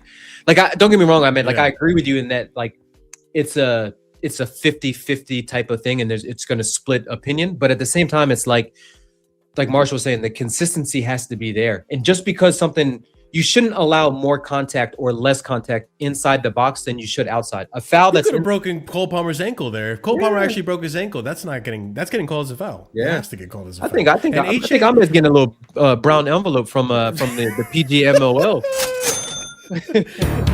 But HA's calling it right here. It's like, this is true because I totally forgot about this. Romero did the same thing against Enzo, and it got called as a foul, and he got sent off for it. Yeah. So it's just like, it's again the consistency. And someone pitched the idea. I think it was on the Big Six. I heard this where someone was saying potentially each team should have like an challenge, challenge thing.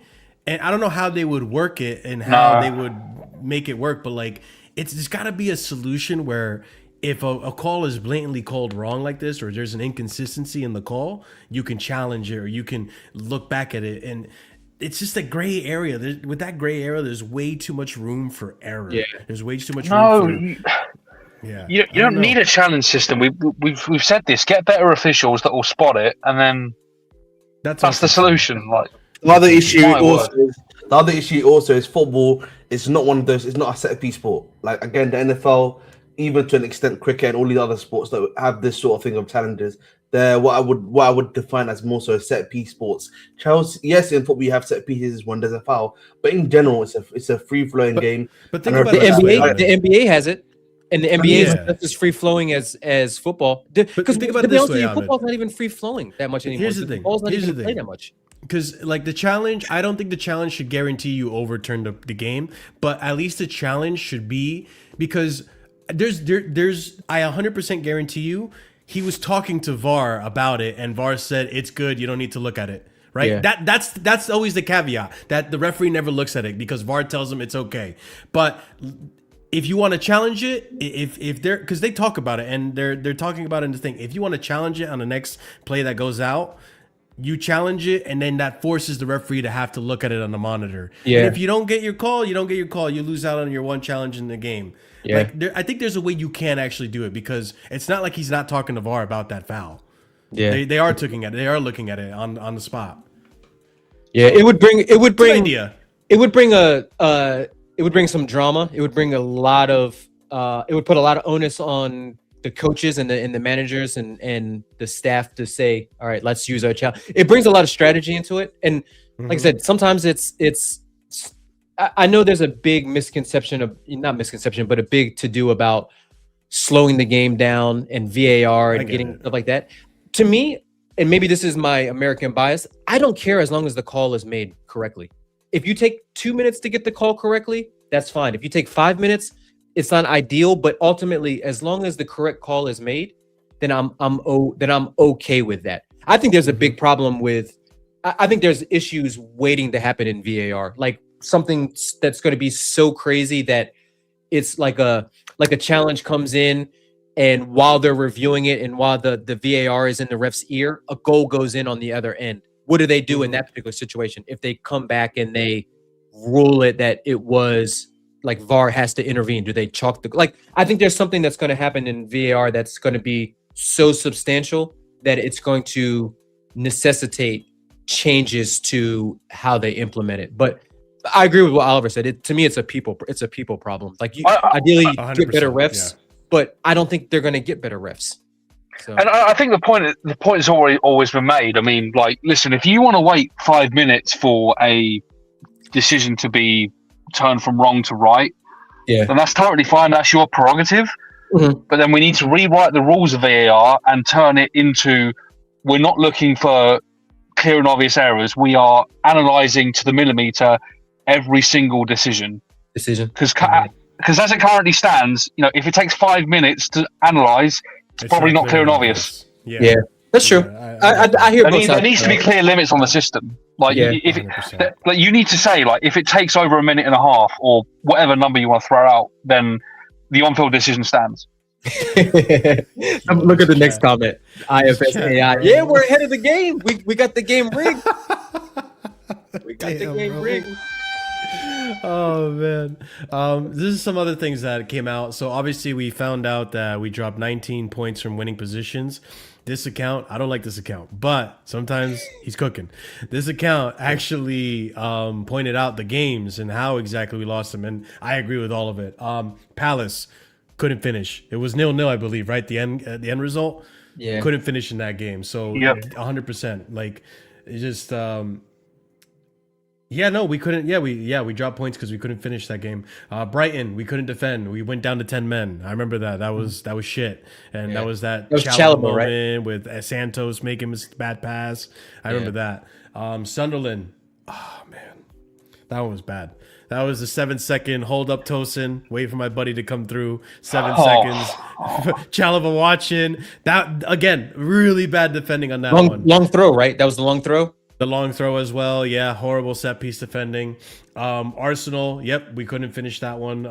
We were down to 10 men, but to be fair, we had our chance. It was a good game, but we were better than them with 10 men.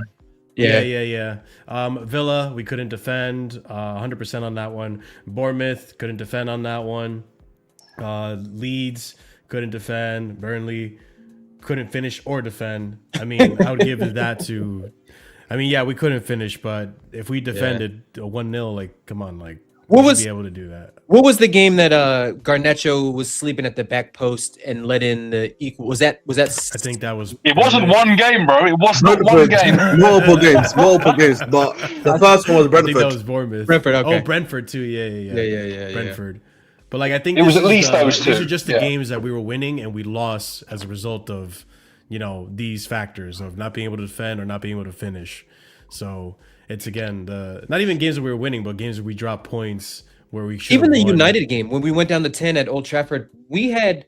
I actually thought we were gonna crawl back and get a draw that game because we had multiple opportunities.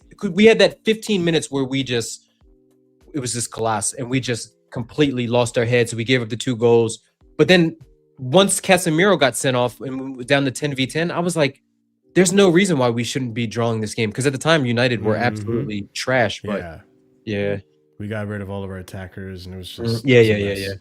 And then this is another little cherry on top. So the easiest remaining fixtures, and you know what's crazy? I just noticed Aston Villa has the easiest remaining fixtures, and meanwhile they're ahead of us in the table.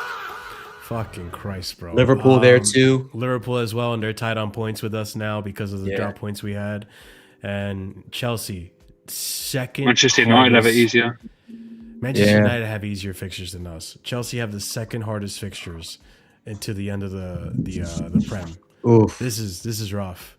We're in for a rough one here. So like it might get dark. What Ahmed wished for us yesterday might happen. What did he wish? Season. What did he wish? Not Ahmed. to make Europe. Listen, I said let's not make Europe. I actually am of the belief that we need to not make Europe, and we need to start from scratch, bro. I'm willing to, light up, and we need to light up, bro. I don't think I would rather us not even get Conference League football, bro. He's on his Joker arc, bro. But Ahmed, to not to rehash another discussion, but do you trust this ownership and this board? That's what I told him, to build from scratch. The problem is, that point is a valid point. I'm not actually not going to disagree with that point because I do think it's a valid point. The issue is, for me right now, Chelsea, at least in the last 3 seasons, has been in what I would like to call purgatory, right? We are in this level of like stagnation where it's not going up, but it's not going down either. And at some point, continuation from Roman, to be fair, exactly, it's just a continuation from Roman. And so for me, at some point, something needs to move, right? Because the one thing about stagnation is that in the medium to long term, you're going to decline anyway. Because what happens? You may maintain the same thing that you've been doing, but there's going to be other teams that essentially either match you, who are below you, or going to get better than you. So for me, I'm just like, at some point, whether it be for the positive or the negative, we have to just, we have to accept that this just needs to happen. But I've seen some of the reports, and you guys might have talked about this, about Rossini's job being on the line if he doesn't finish in the Champions League spot. So I did not see that. That's crazy. I'll just say top 5. I don't know how credible the reports are, because you don't know with this board and the information that comes out. You never know. But I don't want to play 40 games like Man United did this year. Like I don't want to, even if we, like, I think there's a strong possibility that we finish Europa League, just based off of the fixtures, even though like stuff like this is always hard to quantify, because like Liverpool's or who had the easiest, or Aston Villa has the easiest run in. Maybe they play against some teams that are low in the table, but they're fighting for their life. So how do you quantify that? I don't know, man. Like I hear what you're saying, but I just don't trust. I don't trust the chefs in the kitchen to be able to build a nice. The problem is, KD, and I've asked this to Marshall as well. I've said this to Marshall as well. Is what we're doing right now okay? That's the problem. What we're doing right now is not good, bro. Right? So the problem is, I would rather, I would rather we get worse initially for us to get better eventually. Because right now, the guys that we have, I should just put it clearly, it's just purgatory right now, bro. And being in purgatory is the worst thing to happen in football. Yeah, I agree. Yeah, with the purgatory part, not about the burning it down to build it back up. Only because I'm too risk adverse. I'm too wary that they'll burn it down and build it back up with even more kids and even more of the Brighton model. But that's the thing, KG. I was telling him yesterday, and I'll say it again. Like, what's guaranteeing us that if they build it back up, that they might even build it back up? Yeah. Like, I'll even make the argument that they kind of got lucky they even got this far. They like kind of stumbled towards like top 4. Yeah. Because let's be real, like last season, a lot of us, not me, a lot of us had our doubts that we were going to make top 4. Yeah. And Maresca, pulled a rabbit out of his ass and made it work. And and that Maresca assignment, I ain't gonna lie to you, that Maresca assignment, chat, it was lucky. I ain't gonna lie to you. They had no guarantees or no reassurances that this guy was actually gonna work out. They just saw, he has a good interview, kind of like Vincent Kompany, well spoken and all this stuff. Yeah, he convinced us. He said he did the research on all the kids. Which, oh, by the way, that's that's also, Hey, yo. I didn't mean it that way. But he did research on all the players. So like, Ahmed, you know, if we burn it down and Rossini's gone, you know who the next manager is going to be, right? Gary O'Neill. Yeah. So I actually don't think it'll be Gary now. I actually think they would go for McKenna, ironically. I don't know. I That's look at actually a Strasbourg as the management trainee. The only reason why they went to Strasbourg, in my personal opinion, was because, at least with Rossini, was because Rossini was mid-season, and Rossini is still a rated manager. He's not like one of those shitty managers, at the very least, in terms of like up and coming. God damn, he built turf. I was City job and went. Oh yeah. Because the thing is, we talk like I look, guys. Yeah, it's not gonna be Deservy. It's not gonna be Deservy. It's too. No, and listen, Deservy just walked away from the Marseille job too. Deservy's got worse. Deservy's got worse at Marseille. The Italians have flary personalities, man. We know. And I just think, listen, guys. Yeah, I don't know if I can keep accepting the season. The football we play. I get it. And I don't know how this gets. Because like we've got Emeka, you've got what's his name that's coming from Sporting, you've got some random other guy that's coming in XYZ. How much better is that than just banning it up objectively? I think Ahmed. The thing is, Ahmed, I think essentially, because this is my last point, then this is all yours. Essentially, we are now no different than the teams that you guys like to criticize, like the Italian under Wenger. We're no different than those teams anymore. We're no different than a Fenerbahce. We're no different than a Feyenoord, an Ajax. Yeah, back in when they just used to participate in ECO football. So there is nothing that we are there to celebrate, to support for. No, that's wrong. Not support for someone, but like to aim for. I should say probably. This is what I think. Yeah. In my opinion, I think one thing that I can at least say. Stop this, bro. Yeah, please. Stop, bro. Please, I would like a Poch to get fired before the World Cup, before the US even takes the pitch. I might. Xtel, you're lucky I like you, man. I would have given you a 5-minute ban for that one. That man's banned from my chat. Even though there's a little bit of revisionism going on with him that I don't actually disagree with because of these owners. But despite that, I think the one thing that at least has been consistent with these owners is that when they say they don't want to sell a player, for the most part, they've kept to their word. They haven't sold Palmer, even though there's probably been bids. They haven't sold Enzo Fernandez yet. We'll see. They haven't sold Caicedo. They haven't sold Colwell. They haven't sold Reese, even though we were in that era where it was all pure profit. We all thought Reese would get sold. Yeah. They didn't sell him. Like, there are certain players that they haven't sold. And to be fair, I know you say this as banter, Taji, but I ain't gonna lie.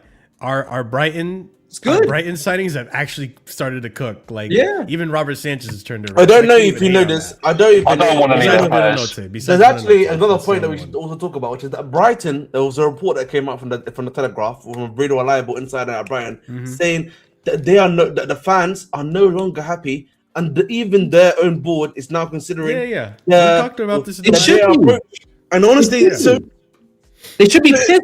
Because Brighton has no intention. Sorry to cut you off. I watched Brighton play in the FA Cup. Right, they played Liverpool. In Liverpool, you can get at this Liverpool team. Like I watched a little bit of the game today. Forest should be kicking themselves because they should have won that game in the first half. Brighton put out a lineup against Liverpool that basically said "fuck the FA Cup," and I'm like, you're Brighton. You saw your biggest rivals in Crystal Palace win the FA Cup last year. And yes, I know it's not a lot of money and it's more money to stay in the Premier League and to finish in certain spots. But clubs like Brighton have no aspiration. All they want to do is stay in this league to make more money. They don't want to win anything. Nothing.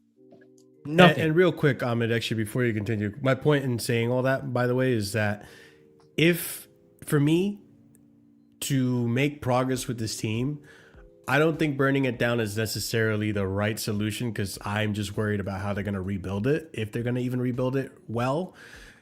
I would think at this point, stick with the players that have been working, which for the most part they've been doing. You can say what you want about Enzo Fernandez. That's another debate. And then hopefully stumble upon a solution along the way, because they stumbled upon Esteval.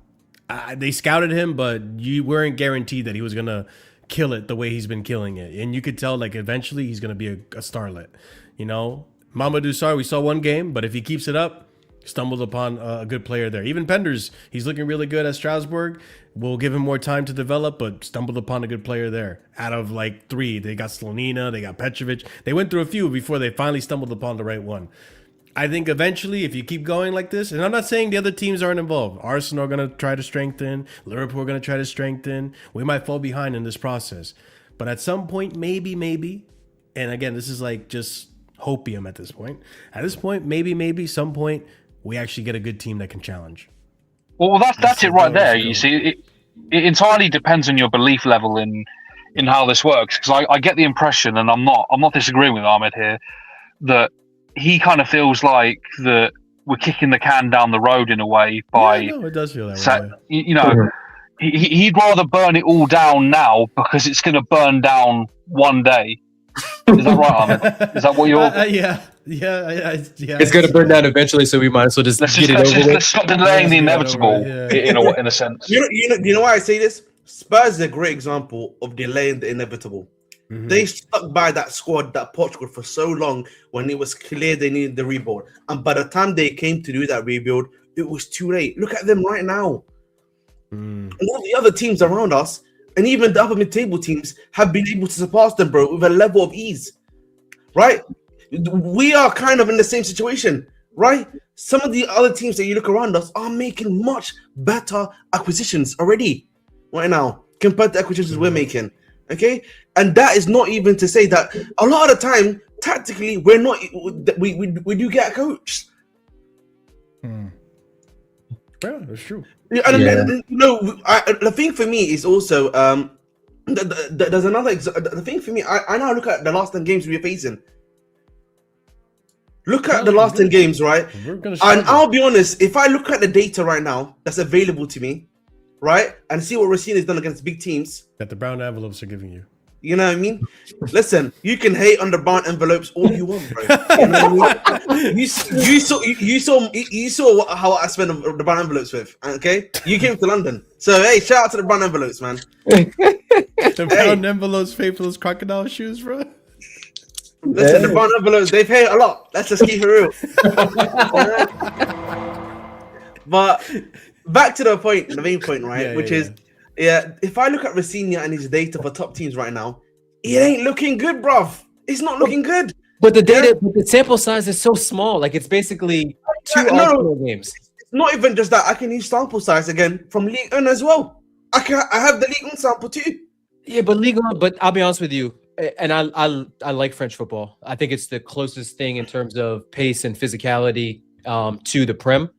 And I think that's why French players and people coming from the French league transition to the Prem a lot better than guys from Germany, Italy, Spain, and so forth. But that league's shit. Like, and this isn't a elitist type of. No, I hear you. I understand where you're coming from.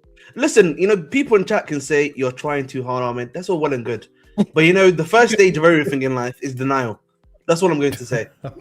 This is what the club. I've said this before, man. The club has really beaten a lot of guys into saying we have to accept the minimum expectations, bro. This is not. I can't accept minimum expectations, guys, because this is what I was doing under Roman. At the end, they've then cooked the guy Roman. Saying that he's basically been shit. And at the time, I agreed with him too. I was like, he probably could have done better. None of us here would disagree with that. Should have done better. We should be where I always look at ourselves as we should be what City is in terms of the dominance in the Premier League. Like City followed our model, like in terms of spending money, in terms of building up the academy, in terms of using the academy where you don't have the commercial, while you're building the commercial revenue, while you're building the fandom, while you're building the international fan base. City just happen to have deeper pockets, and they happen to have a bigger stadium so they can get more match day revenue. But But yeah, I mean, look, I mean, look. Don't get me wrong. I mean, like, I think all of us have those concerns about the board, and all of us probably to a T would love to throw this model, or not. I wouldn't say throw the model completely away. I would just say make tweaks to the model, because there's some. We do have a very good collection of like elite young talents, right? The likes of even Caicedo, Esteval, Palmer, Quenda coming. Like these are the top of the top. Like when you watch like under 21 World Cups and things like that, or under 18s, like we've got a lot of good guys. I watch a lot of the youth team. Kavara McQueen's a top player. Reggie Walsh is a top player. Shim is a very, very good player. Like we've got really, really good Cardoso's really good young kids. But the problem is the likes of City will complement those kids with a Gahey, will complement them with a Semenyo, guys that are proven. So that's why, like, I mean, going back to your point about bringing these guys in like the French league and we're senior sample size, until you do it in this league or until you've experienced what this league is about, I don't trust it. I don't trust anyone until they get into this league. I've seen numerous. I think that's fair enough. I think the issue is, guys, I'm going to ask you a question here. Where are we finishing next season? With the current squad we've got. Brother, what about this year? No. Wait. There's a point I'm about to make here. Yeah, this season there's the potential we finish anywhere between 4th place and I would actually even argue 8th place. Okay, there's a reality between 4th to 8th-ish. Yeah, which is maybe, but I doubt it. But, considering the strength of our opposition and that we face, but we got a good cushion between us and the rest of the table. We got a 2-game swing there. That's why I'm like, maybe. All it takes is 2 L's. All it takes is 2 L's, guys, against some of these top teams, and we could be getting one. Man. Hey, who's undefeated so far in the league. I'm just saying, man. I don't. How about that for your sample size? Let me be quiet. Wow, I just jinxed it. That's a great jinx right there, mate. I'll see you next Sunday, Marshall.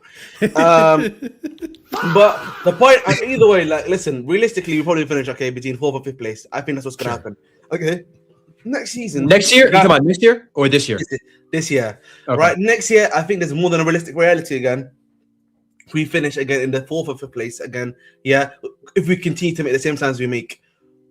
So, what was the point of this season, of last season and this season then? What have I been watching? What is the difference? Only person I'm probably gonna have here if Rossini stays in the club and we manage to finish 4th or 5th, we don't win any trophies, for example. We maybe get out in the quarterfinals or like this last 16 of the UCL. That's just another average season, bro. Nothing changed. I would say the devil's advocate, the counter argument to that is, ideally you're getting, this is Caicedo's first run in the Champions League. This is Cole Palmer's first major run in the Champions League where he's a major player, and likewise throughout the team.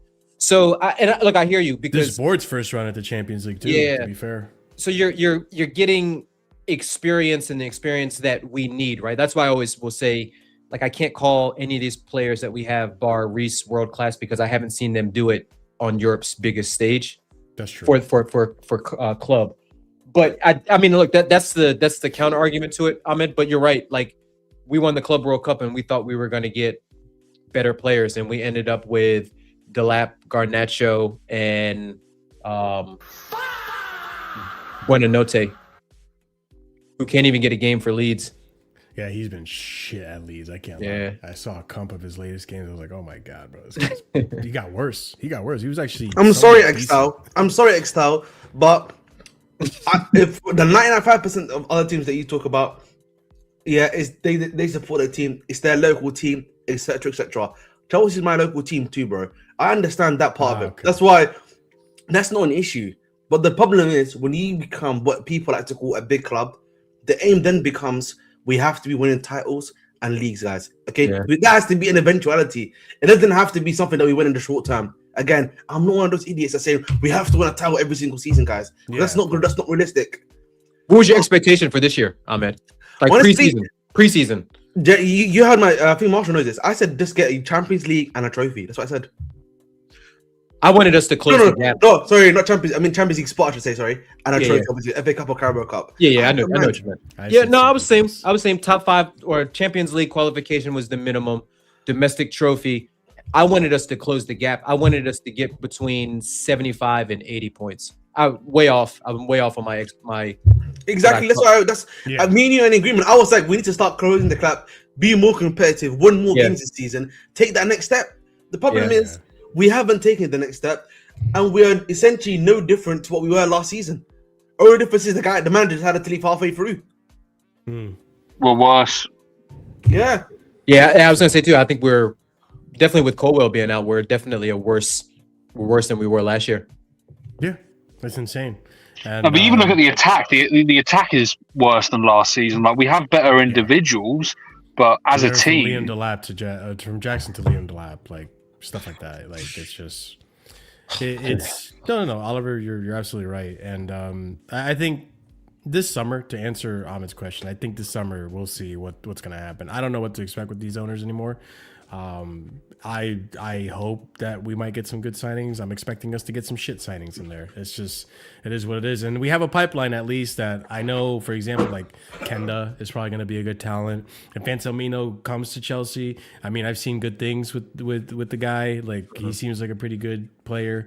There's some players in that pipeline that, give me a little bit of hope that maybe we could improve on the team. But, it's again, how we recruit, how we sell. There needs to be a needle. There needs to be a needle mover. Like there needs to be a player that comes in that says like a Morgan. I'll say a Morgan Rogers type of name. Mm-hmm. Like not necessarily a Morgan Rogers like profile, although I think that would be fantastic for us. But there needs to be somebody that puts the rest of the league on notice. Like, oh shit, Chelsea mean business. Like not in sense of like there's no one signing that we could get that could take us to contenders. Mm-hmm. But there's signings out there that could say, oh shit, maybe the old Chelsea is starting to creep back in a little bit. I don't know who that signing is. I'm not a scout, but there needs to be somebody. We'll see. Time will tell, because sometimes these guys throw curveballs at us, and surprising, like that summer we signed Neto and we signed João Pedro. We were like surprised, not João Pedro, João Felix. We were surprised to even sign those players. Now, did they work out? Yeah. But at the time, we were pretty content with those signings. We were like, oh, wow, proven players. Like, but time will tell. All right, let's actually get into the meat and potatoes of today. It took us forever to get here, but hey, you know what it is? We like to talk Chelsea, so here we are. Something happened this week, guys, and Ahmed, I'll never forgive you for this because now I can't get my kit without it. We got a front of shirt sponsor. Finally. Wow, people. Wow. Let's just real round of applause for Taylor Lake. We finally did it, boys and girls. We finally got a goddamn front of shirt sponsor. So this is the announcement that was made. Chelsea made this announcement right here. Chelsea Football Club today announces a multi-year global partnership with IFS, ifs, buts, or maybes, I like to call them, the world's leading provider of industrial AI. As part of the commitment, IFS will be elevated to principal partner with immediate effect, featuring on our front of shirt for the remainder of the 25-26 season, marking the beginning of a long-term collaboration that places advanced AI at the heart of the football performance, operational excellence, and fan engagement. The first game with IFS branding was yesterday, obviously, against Burnley. In the women's FA Cup match, Man United will have it as well. That was today. Insiders said the value of the deal was in line with the club's expectations. I wonder what that deal actually was. I don't think that was ever announced yet, but we'll see. While the IFS name will come off Chelsea's shirt at the end of the season, the deal will continue until 2028. The first game with the branding on the jerseys will be tomorrow. That was against Burnley. I'm really curious about this one. What does that do? That's kind of confusing. This summer, the decision over which player to bump up in... Oh, this is something else. I got to put this to another segment. Chelsea have announced a new partnership with IFS, the world's leading partnership industrial AI, with the Blues confirming a front of shirt sponsorship until 25-26. After the season, the Swedish company will remain as global sponsor. The club is still seeking long-term sponsorship deals for the front of shirt and sleeves starting next season. Currently, the agreement with FPT and IFSAR are only valid until the end of the season. This is the part that gets really confusing here. So The partnership will initially run until 2028. It is very similar in structure to the DMAC deal announced last season. The AI software provider in January announced the sponsorship deal with the new Cadillac team, which is making its F1 debut. Chelsea fans still question how much of the club are missing out on financially by not having something longer in place. But Chelsea also see getting revenue from multiple partners rather than just the front of shirt sponsor as a better return overall. I don't know about that, which is one of the reasons why they are willing to wait for the right agreement. IFS Industrial AI branding will appear on the shirts against Burnley, operates in over 90 countries and employs 70,000 people. In 2024, the company's revenue exceeded 1.2 billion and its value exceeded 15 billion. And then top 50 of the FTSE and S&P 500. So they're in that S&P 500. I know where to get my stocks now, boys. Yeah.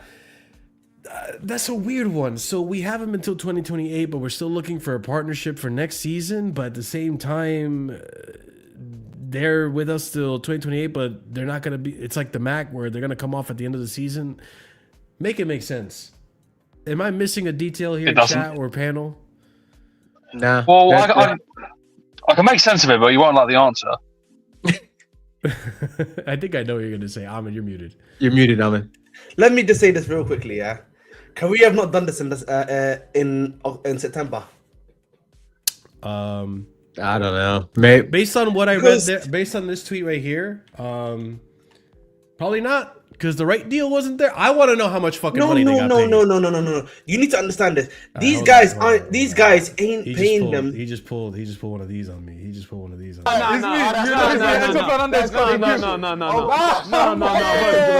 Oh my god. No. You gotta call me boss though. Boss, yeah. No. No. The problem is, it's quite simply this, yeah. If you're not gonna get the deal, I feel like these guys knew by the time it came to end of August, early September, they were not gonna get the deal they wanted for FOS. Why not take this deal in the short time, bro? Just for one season, and then they can be your side sponsor for since then. If this is true, by the way, 40 mil a season. I mean, that's good for halfway through the season. But still, but hold on, but to go back to, and I think Oliver was going. There's no way. Yeah, because I was going to say, so if they're contracted, so they're going to be a part of Chelsea in some shape, form, or fashion until 2028. But they're only going to be a front of the shirt sponsor until the end of this year. There's no way that they're going to give us 40 million a season and not be a front of the shirt sponsor. So I don't get I think the 40 million season are definitely fake. I think probably what it is that saying it's AI. I think that's it, man. I think either they've got either it's going to be one of the sleeve sponsors that we're going to have probably. That's what I think is going to happen. Or more than likely, if it's not a sleeve sponsor, they're going to be integrated into that Chelsea's data system. I'll check Orange in a minute. But I mean, when's the FPT sponsorship? Because we only got 2 sleeves and one has to have the Premier League logo on it, right? So you can have 2 underneath, right? I'm assuming, correct? I don't know. No, I don't think so. I've never seen anybody with 2. But then again, sleeves. No, but I think, but from what I've read, I think it's more likely that it's a data integration thing. Because we used to have, I think that's probably what it more than likely actually is. I think it's more of a data integrations thing. So that's what I think is more than likely the situation. But either way, that 40 million probably is for a 5-year, 6-year deal for data integration, because that's what they keep saying, obviously, which is a collaboration in terms of advanced AI, player performance, football performance, operational excellence. So clearly they're trying to cut out the middle managers at Chelsea, bro. So you know what? That's where the salaries are all going to. Shout out to the middle managers at Chelsea, right? You just lost your job. So there you go. Yeah, because that's probably what's actually happened. In that sense, I think it's more like what happened with the Mac, where they probably paid like 9 to 10 million. Because the Mac played 9 to 10 million for I think it was the last 7 to 8 games. I think that's objectively probably what's happened. Like probably a 10 million of that money probably has went to the last 10 games of the season for FOS sponsor, and then the remaining amount is going towards obviously the remaining years they do something. Yeah, but it's not 40 million per season. That's crazy. There's no chance if you're going to be a part of an integration setup like this, you're not going to get 40 million. There's no chance, bro. It has to probably be over the total amount. Because like FPT don't pay us that much, by the way. You know that, right? To be a lead sponsor, I think it's like something like it's like 10 mil or something like that. yeah. So there's no chance that IFS.ai is paying 40 M's just to be integrated in Chelsea's data system, bro. I don't know if our data is that valuable. I can't. Yeah, I was gonna say they've been using Football Manager, and that's only like $60. So you can get $430, bro. The data is know. free. You catch it on sale. You catch the 2026 one on sale. You can probably just get the Steam key or get your son or daughter just it's free, bro. You know what I mean? Like it's not that hard. Chelsea front of shirt. Yeah, I don't understand. Oliver, can you make heads or tails of it? Like I have what no were you idea. gonna say? What's the answer I don't like, bro? Oh, well, I was just going to say, try again in the summer. Yeah, That's what it's going to be. They're going to come into the summer with their confidence and their ego and we want 65, 70 million. They're not going to get it. It's a cycle that it's going to repeat every single season. We've not, where's the evidence to say otherwise? We've started every season except the first one, and that's because we had 3 already. That was not negotiated by these lot. Every single season since then we've started has not been with a shirt sponsor. And now the last 2, we got that. When we ended up getting a shirt sponsor, it was after the halfway point of the season. Yeah, it was like a pay as you go type of cell phone deal, right? Like you can, what they're doing with the commercial side of it is maybe they have a long-term plan, but it sure doesn't seem like that from the outside looking in. It's actually embarrassing. Hang on, I'm gonna dead this. I'm gonna dead this 40 million thing right now. Our last sponsorship before Clear Lake was 3. Does anyone want to guess how much money per season we got from 3? 25. 30 million? 35? 40 million. Oh, that's actually better than what I thought. So you're telling me that this IFS AI are paying the same amount of money as our under the previous ownership, the final front of shirt sponsor, when they're not even going to be a front of shirt sponsor beyond this summer? Yeah, make it make sense. Makes sense to that. Doesn't make sense to me. Okay. Yeah, I'm trying. The thing also with 3 is like the top 2 mobile data companies, yeah. So that's where you get your mobile phones from in the UK. Like it's one of the 2 places, yeah. The 2 big places. EE is the other one, right? So if they're paying 40 M's a year, I don't know, but 3 technically is local. I think they have some. I think 3 exists in some European countries or something like that. But in general, they're paying you 40 M's a year for a front shirt sponsor. IFS.ai cannot be paying. They don't even have them. Where is this facilities that we're talking about? Ahmed, forget about it being local because we also got 40 million per season from Yokohama. Yeah. And Yokohama's known. Hey, the Yokohama is known, man. I think. Hold on, I'm trying to. Man, it's behind a fucking paywall. But if that, that probably. This partnership probably rules out Oracle because I can't imagine Oracle would want to be associated with another tech company. You will never get Oracle. Probably. Can I just say something? We will never get Oracle, man. We never get. No, but I mean, I don't really care. I don't care who's on it as long as it looks nice and pays well. Yeah, us as fans, of course, we don't really care. It's just more an appearance thing. But if we're, because that's the other thing too. Like, I just want to make this very, very clear. I didn't set up the stream to pull up the evidence and all this stuff, but it's something blatantly clear. Like, this isn't a genuine front of shirt sponsor.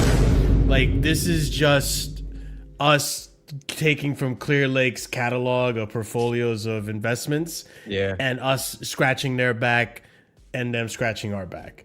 It's like an inside job to kind of, for lack of a better term. So like, again, Clear Lake did the whole, hey, and you know what? That being said, I think they actually could continue to do this. We might have more sponsorless kits going forward, and then they'll try to sneak in a deal with one of the people in their portfolio to like invest in the club, in the sense them injecting money into the front of shirt sponsor and giving themselves more money. Yeah. I see this continuing on. Like, Oracle could come back. It could come back next season, but it'll be an inside job between like, hey, if you well, if you want to be part of the Clear Lake portfolio, our investment firm, you got to give us, you know, Yes, a we'll sponsorship give you for that. $1 million, and then we'll get you in. Yeah, Like, I need to get type of that. thing. I need to get the third T90 kit before the sponsor fucks it up. So I'm gonna. I need to find that. So.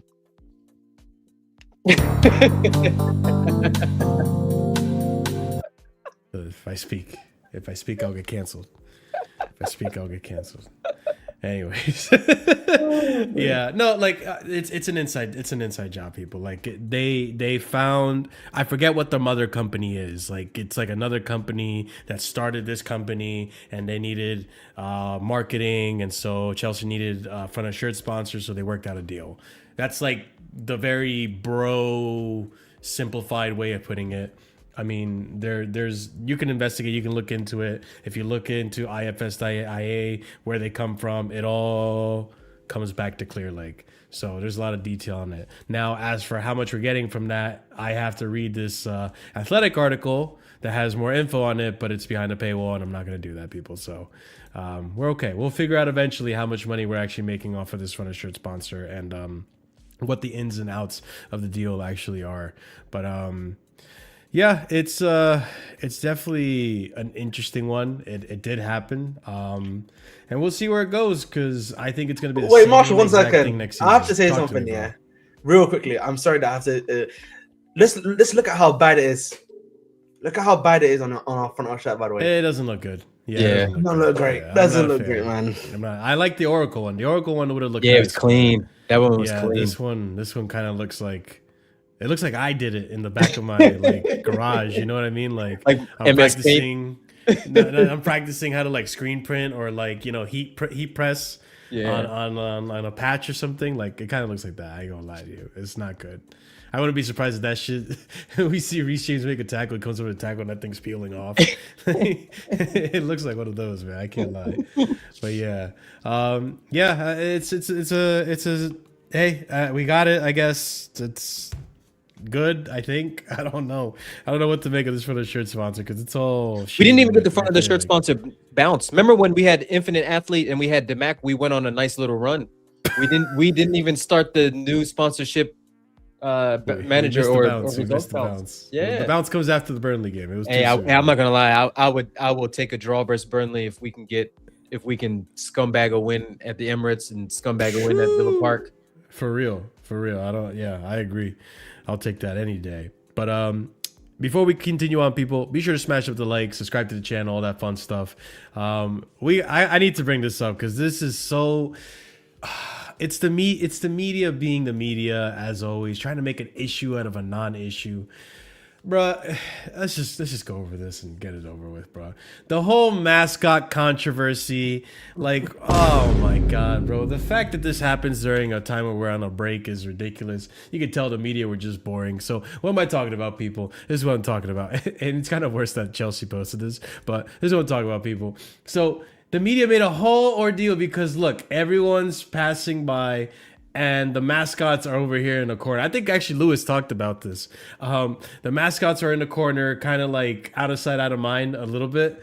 But like, the players don't acknowledge him. Look, you feel bad. They play at your heartstrings. Look at this kid. He's excited. Oh, Liam Delap. He just, oh my God, he's my favorite. I loved his dad growing up, even though he probably didn't see his dad play. But like, it's just like, it feels bad. It feels bad. I do. But then, honestly, the truth comes out, and there's another angle. Obviously, they acknowledge the kids here. There's this angle. I think there's another angle here. Even better, Instagram. Another angle here. Whole city. They're acknowledging the mascots and the kids. Like, sometimes it's just placement. Like, to be fair, the mascots were in a weird corner.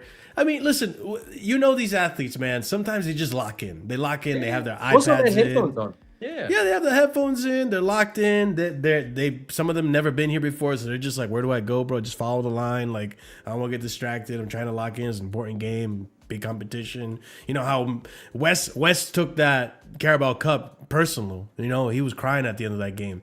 So it's a trophy. Like, we're trying to focus in on a thing. So I think this is just a huge big mess of it. Like we had media outlets saying how damning this looks, shame on Chelsea, all this BS, and this is like, bro, this shit probably happens all the time and people don't talk about it. I honestly think they just didn't even see him. Like I think some of them just walked by him, but like you said, they were locked in. They had their headphones on. They probably just got off the team bus, and the way they were, where they were, like it looked like they just didn't even notice that they were there, and like maybe they didn't check their mirrors. Like, you know, that's not too uncommon for Fofana and Gusto. Little French slander right there. But yeah, it's just I don't know. Like I think people just look for things to get offended by. Yeah. All I'm going to say is this: if you're going to take human beings and put them in a corner, like a bin, like a fire extinguisher, like a mop and bucket, they're going to be treated like a bin, a mop and a bucket, and a fire extinguisher, bro. No one's going to pay attention. I'm here to be the contrarian. I know, contrarian. Because we need this for on the stream. We need the contrarian, because otherwise this show is going to go. It's gonna go too quick for me. Okay, so let's do this. I think for me, and I think this is a valid reason for what I'm about to say. When it comes to like English football in particular, because this is something actually we had a chat about this actually in American Waffle chat about. I don't know. You remember we had this chat in American Waffle actually, not just you, but I was talking to some of the other American guys in regard to the Arteta situation. Right, when the guy came to the Arteta and stuff like that. I think a big thing, of course, in football is that we don't necessarily have like meet and greets in football. I don't know if you guys know that, right? Technically, you get meet and greets, like, you know, the international fans, if they're lucky and they come to do your preseason, they will obviously do like meet and greets where you can come to like, the Nike store, stuff like that. It happens, right? But like in the local sport, in the area sport, wherever it is, like whether it be in the UK, for you guys, in the US with the NBA and stuff like that, right? You don't necessarily get meet and greets in that sense, right? Maybe if you pay like over like £1,000 for like the biggest hospitality thing, you probably get to meet the players then. That's what it costs you to actually get the players that like hug you or whatever it is, like sign shirts, etc., etc. The issue is, I understand why those people feel like that, because it's not very often that these kids get the opportunity, obviously, to get to meet these guys, right? Because you don't have that many meet and greets. A lot of guys are quite poor too, right? And that is obviously a slight problem. Now, obviously, is it on the players necessarily? No, I wouldn't say it's not necessarily on the players, okay? That's what I'm trying to caveat it with. But I understand, like, their POV. Does that make sense? Because it's more so of an accessibility issue. That's what I'll probably say more than anything else. And I think that's fair. But there's no problem with that argument. I get that 100%, Ahmed. I get that 100%. The tackle was clean, but just for shits and gigs, I'm giving you a yellow. I'm giving you a yellow, bro. It's Caicedo tackle. You know, it's clean, but it look dirty. So. Yeah, I mean, I'll tell you what. You make a valid point there. I agree with what you said. The one hole I can poke in that though. But here's where I have a problem with it and the way it's been said. So what? That game was a midweek game, right? Yeah. The media started going at it on the weekend. Yeah, it took them so long. It was a slow news week, and they were like, "Oh, let's go pick on Chelsea." Yeah, that's true. Yeah, listen, but listen, we all understand we're number one enemy. Right? We've always been number one enemy. That's not the problem. But I know, but then why? If it was some genuine big thing, then why didn't it come out the morning afterwards? That's a good point. I think actually the thing of like the Delap stuff, with Extal was saying, Loki, they probably are saying hi to, because Delap was actually like a good player for them. Actually, I was talking shit, but that's actually true. That actually probably makes sense, Loki. But here's the thing, though, Ahmed, to poke another, to piggyback off of Oliver's point and to poke another hole in your argument. They're gonna meet the players in the tunnel, and then they're gonna shake their hands after they play the anthem and they're out on the pitch. So it's like you've got 3 bites of the cherry to meet the players. And they were going to meet them in 2, like guaranteed to meet them in 2 situations, right? Because they all walk out with them when they're in the tunnel, and then they go by, they do the handshakes and things like that. I don't know. I think it's more on like what Oliver's saying. It's just they just needed a story, and it made Chelsea look in a bad light. They know it's going to get clicks. They just run with it. Like I don't think any of those players, like we've seen all the PR that these players do, and players now are much more accessible than they've ever been in the past in football. Like you can say it's maybe like an Americanization of things where they're doing more meet and greets. They're doing all these social media things. They're doing all these things on YouTube with Sky Sports and all this stuff. I don't know. Much to do about nothing. I think I agree. I don't think the thing is, yeah. I hate to say this, a lot of footballers, they shouldn't be seen like this, in my personal opinion. They're held to a much higher standard. Yeah, all athletes are unjustly. I can't lie to you. If you're an NBA player, shout out to the NBA guys. Yeah, 100%. They're definitely not held to a high standard. No, they are. Like people hold athletes and celebrities in a regard way higher than what they should be because they're just entertainers. Bro, I remember. I think it was KD, right? KD got cooked because of how he treated Speed the first time they ever met. Yeah, like I remember that, which was 100% correct because he should have clowned that guy. Yeah, like I get it. Like it is held to high standard. I'm sorry, KJ, I interrupted you. You were saying no. That was it. Yeah. Like I think it's just a story. And on top of it too, like at first when I saw that, I was thinking this must be like a formality thing. Like they don't allow you to interact with anyone until after certain proceedings. Like to me, I interpreted it that way. And then when I saw how people reacted, I was like, okay, what the fuck? So maybe it's not a formality thing. Like I don't know. I'm not in the culture. I don't work in the building. I don't. I'm not in the know-hows about how we're supposed to proceed about getting to the pitch and getting to the locker room. Like I'm sure there's protocol for all these things to prevent certain things that have happened in the past from happening again. Things like that. So like it is what it is. And again, yeah. I remember Gallagher had that too with us when he captained us, and they tried to clip him up that he had left the play. He had left them. It's funny that it's. Yeah, there was a mascot standing like in the center circle, not knowing what to do. He wouldn't give. I remember he wouldn't give the black kid a high five, and then those allegations. Yeah, that's something different, bro. And honestly, I probably believe those. I'm just kidding. I'm just kidding. You know what's funny to me, Marshall, is that over there in the UK, you guys call them mascots. To me, that's like in American sports, that's a little demeaning. Like our mascots are like people that dress up in costume.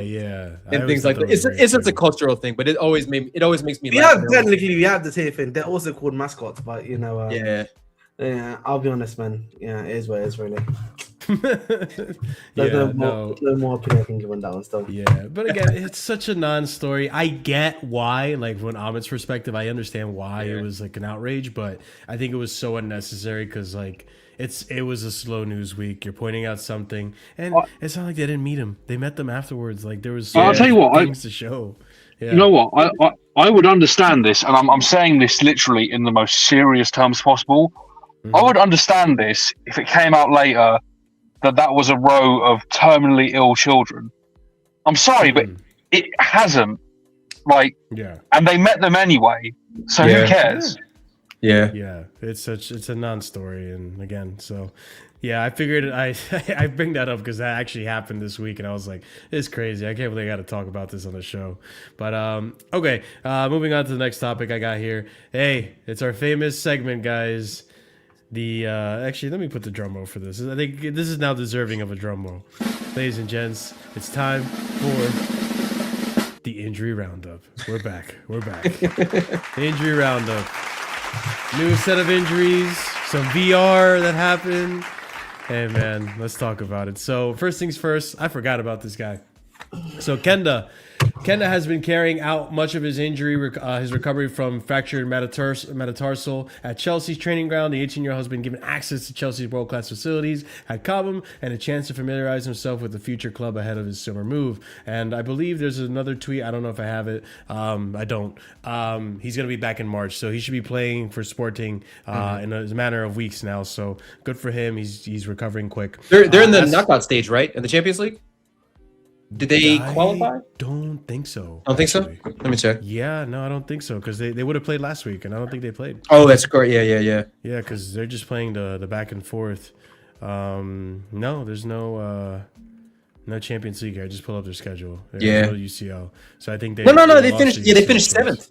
They finished seventh. Oh, so they're not even. Oh, yeah. So they actually.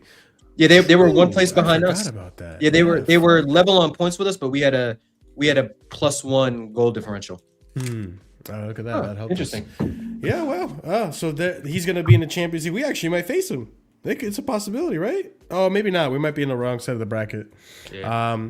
But yeah, no, it's he's gonna be back in football soon, and hopefully he still continues to have a good season, recovers well. Colwell, also another one here to mention. There's word that Colwell will play again this season. I'd be surprised, according to Matt Law. As far as Colwell goes, we knew he was gonna be injured until like May. If we make the UCL final or something like that, he could play, but I'm not risking it. But anyways, in terms of Lavia, this is the big one in this segment here. When Lavia returns, it'll be worth watching him turn. Oh man, this is so dumb. This is so dumb. I'll explain why. When Lavia returns, it'll be worth watching him turn his head as he prepares to receive a pass in midfield. While sideline, this is such PR. While sideline, Lavia has been fine-tuning his decision-making in midfield.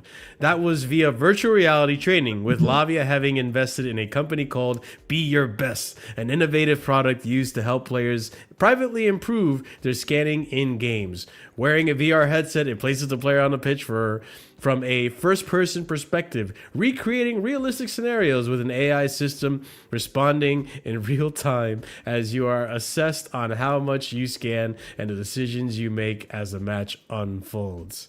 Bruh. IFS AI. IFS, and the other thing, I'll say this, brother, Martin Odegaard was apparently using the same fucking shit, and I don't think his decision making has been any good, bro. I'll be so real with you. This is the stuff that I talk about, man. Workifying the game when there's no need to workify it, man. This is so silly. But you know what though? I'll be honest with you. Stuff like this though is very common in other. Like I think VR and stuff like that is going to be like, this is where the future is headed. I know a lot of pilots use VR and they use it for simulation because you can somewhat simulate the environment, but take out the risks to it, right? So the bodily harm and stuff like that. Yeah, it just sounds very funny. It'll be worth watching him turn his head as he prepares to receive a like. He does that anyways. Like he's very press resistant. Like, it's a funny clip, but in my head canon, British journalism. They needed to make a word sandwich, and here it is. Oliver, in my head canon, what I really think is happening is that they asked Lavia what he's been doing in his off season, but instead of in his off time, instead of Lavia being real and honest and saying I've been playing Switch and a lot of FIFA on my Switch. He had to come out and make up some shit, and he said, "I've been VR trading. Yeah, I've been doing that VR trading, bro." Oh. We all know. As he whips out the VR trading, bro, you're gonna have to try the. There we go. I'm scanning. Yeah, be your best, bro. I'm scanning for them brown envelopes, but I don't. Listen. I don't see them anywhere. You got to download the app, KG, and then let us know, man. Be your best. The innovative. You got to spend money to make money, huh? Get the insides in there, bro. Like, get the brown envelope money, bro. Get it. But yeah, Lavia is now nearing his return to the pitch. He has completed his rehabilitation program, as was seen. He played a U21 game. Yeah. Nasty little tackle in the U21 game. I can't lie. All that. He nearly got hurt again, which was crazy to me. But and Oliver, I know you disagree, but he did 45 minutes or whatever. Now he's on the bench yesterday. Lavia said, it says here he was set to do some 21 games versus Leeds, hoping to be available for the first team at Arsenal on the weekend. I don't think he's going to start, but he'll be on the bench. Lavia has missed 98 matches since joining Chelsea, but Liam Rossinier and the medical staff are hopeful of a more sustained spell on the pitch this time around, though. Through a detailed plan. Wow, I couldn't read that. I struggled with that one. And then the last thing I want to mention before I get Oliver's input on this, Esteval, hamstring issue, due to be scanned. Hopefully it's nothing too serious. But Esteval's got a little hamstring issue. So hopefully that he comes back quick and it's just like a precautionary thing, not something serious. But Oliver, play 45 minutes, man. I think he deserves to be on the bench, but you disagree. Well, this is based on second-hand accounts from people that genuinely watched the game. He apparently looked like physically cooked, like tired at the end of like when he got subbed off. Yeah. If that's your threshold at under 21's level, you shouldn't be on our bench. Yeah, I don't disagree with that. I think where I'm more like, I don't think it's a big issue is like, okay, he got 45 minutes of play time under 21s, which is not as serious as obviously 45 minutes in the Prem or UCL. But I think him on the bench is like, okay, we're winning this, bring him on, give him 10 minutes, affairs, and go from there. But I watched that game mainly just because I wanted to see how he was, and you're right, Oliver. Like he definitely was a little bit tired, but at the same time, that's to be expected. Like we used to do this all the time, where our senior players would come back from injury, and we would send them to the under 21s or under 8, usually under 21s, and then they would just get it was just a fitness, just a runabout. Just to get his legs. I expected this, and I wanted this to happen. I wanted him to get time with the under 21s, but my threshold was you have to play 3 full 90s with the under 21s before we even touch our bench. That's just my personal standard. I gotcha. A few things here. Lavia, I hope he can play football against Arsenal. Let's just start there, please. Secondly, obviously, Esteval. I can't lie to you. That's going to be crazy because we already had a hamstring tear that's out for the season. If that happens to Esteval, he's only 18 as well. That's not great. I'll be very honest with you as well. That's true. Right. So that's going to be 2 players you've had the same season that just decided they're going to have hamstring tears, which is not ideal. Kukurea too. He's out with a hamstring. Yeah, I keep forgetting about that. Lavio's a hamstring. Yeah. Zugo's a hamstring. Yeah. Hamstring FC, bro. Reese the Beast, sorry, he's not the Beast anymore. Reese the Lean, the Lean, Reese the Lean actually. He's also had that guy. But you know what's crazy? Even Delap too. I forgot Delap. Delap did his hamstring really bad. Yeah, he recovered like Wolverine. No, his first injury was like 10. Remember, he was out for like 2.5 months. Marshall, remember? Yeah. I thought that was the show. Oh, no, you're right. And then he came back and did the show. Yeah, you're right. Yeah. I remember now. Yeah. How many games Esteval's missed this season? Yeah, I'll check right now. I don't think it's that much, but he missed the one when he had to leave, the family leave, and then he was sick. Remember when Fofana went out and got the flu and got everybody sick because he wasn't washing his hands? God. Yeah, fucking bruh. Everyone was getting that virus, whatever. I got that virus. I can't even lie. I think I did. No, I'm not even joking, bro. I came back from the UK and I had a horrible sore throat, and that shit still bothers me to this day, bro. I still have phlegm and mucus. It's like it's TMI, I know, but like it's just like still, man. It's not going away. So that was 3 weeks ago, man. It's fucking. I ain't coming back to the UK. I hope they just build Lavia's fitness up though, like 10, 15 minutes here, like Oliver said, and then just keep it. Like I don't want to rush him. No, me neither. I don't want to rush him for Arsenal. I don't want to rush him for Villa. But at the same time, we do need to be cognizant because we wanted Enzo's minutes to be down. We wanted Caicedo's minutes to be down. And we were like, play Santos. Well, now we're playing Santos every game. So it's like some of them need we need that fourth midfielder to take minutes off of the other midfielders' legs. But they can also offer quality. And Lavia certainly does. But knowing the risks that come with Lavia, just 10, 15 minutes here and there, let him kind of ease back into it, and then just take it from there. Before I talk on Lavia, though, I just wanted really quickly to answer D-Rub in the chat. He was ill against Brentford game week 1. That's what it says here on Transfer Market. Had a muscle injury where he missed Newcastle in December and then Cardiff as well. And then he was ill against Brentford.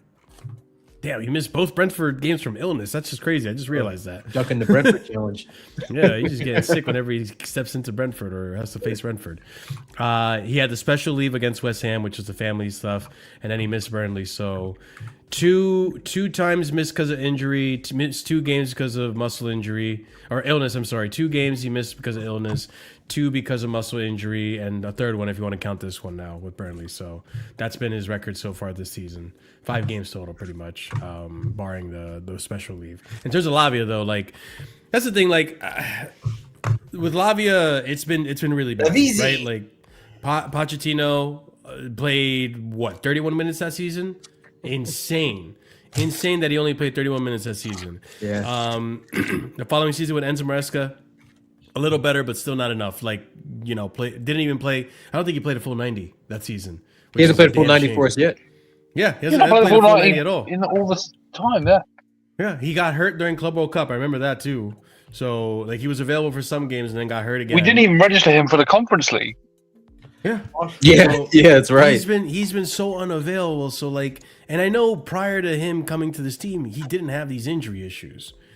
So that Poch season, I don't know what the fuck happened. I don't know what injury, because that's the other thing too. They have not been transparent about the injuries this whole time. Yeah. During that Poch season, they never said what was wrong with him. Yeah, it would always say he's continuing with his rehabilitation program, and they would give so no weird. injury, they would give no time frame, and you just be like, "What's?"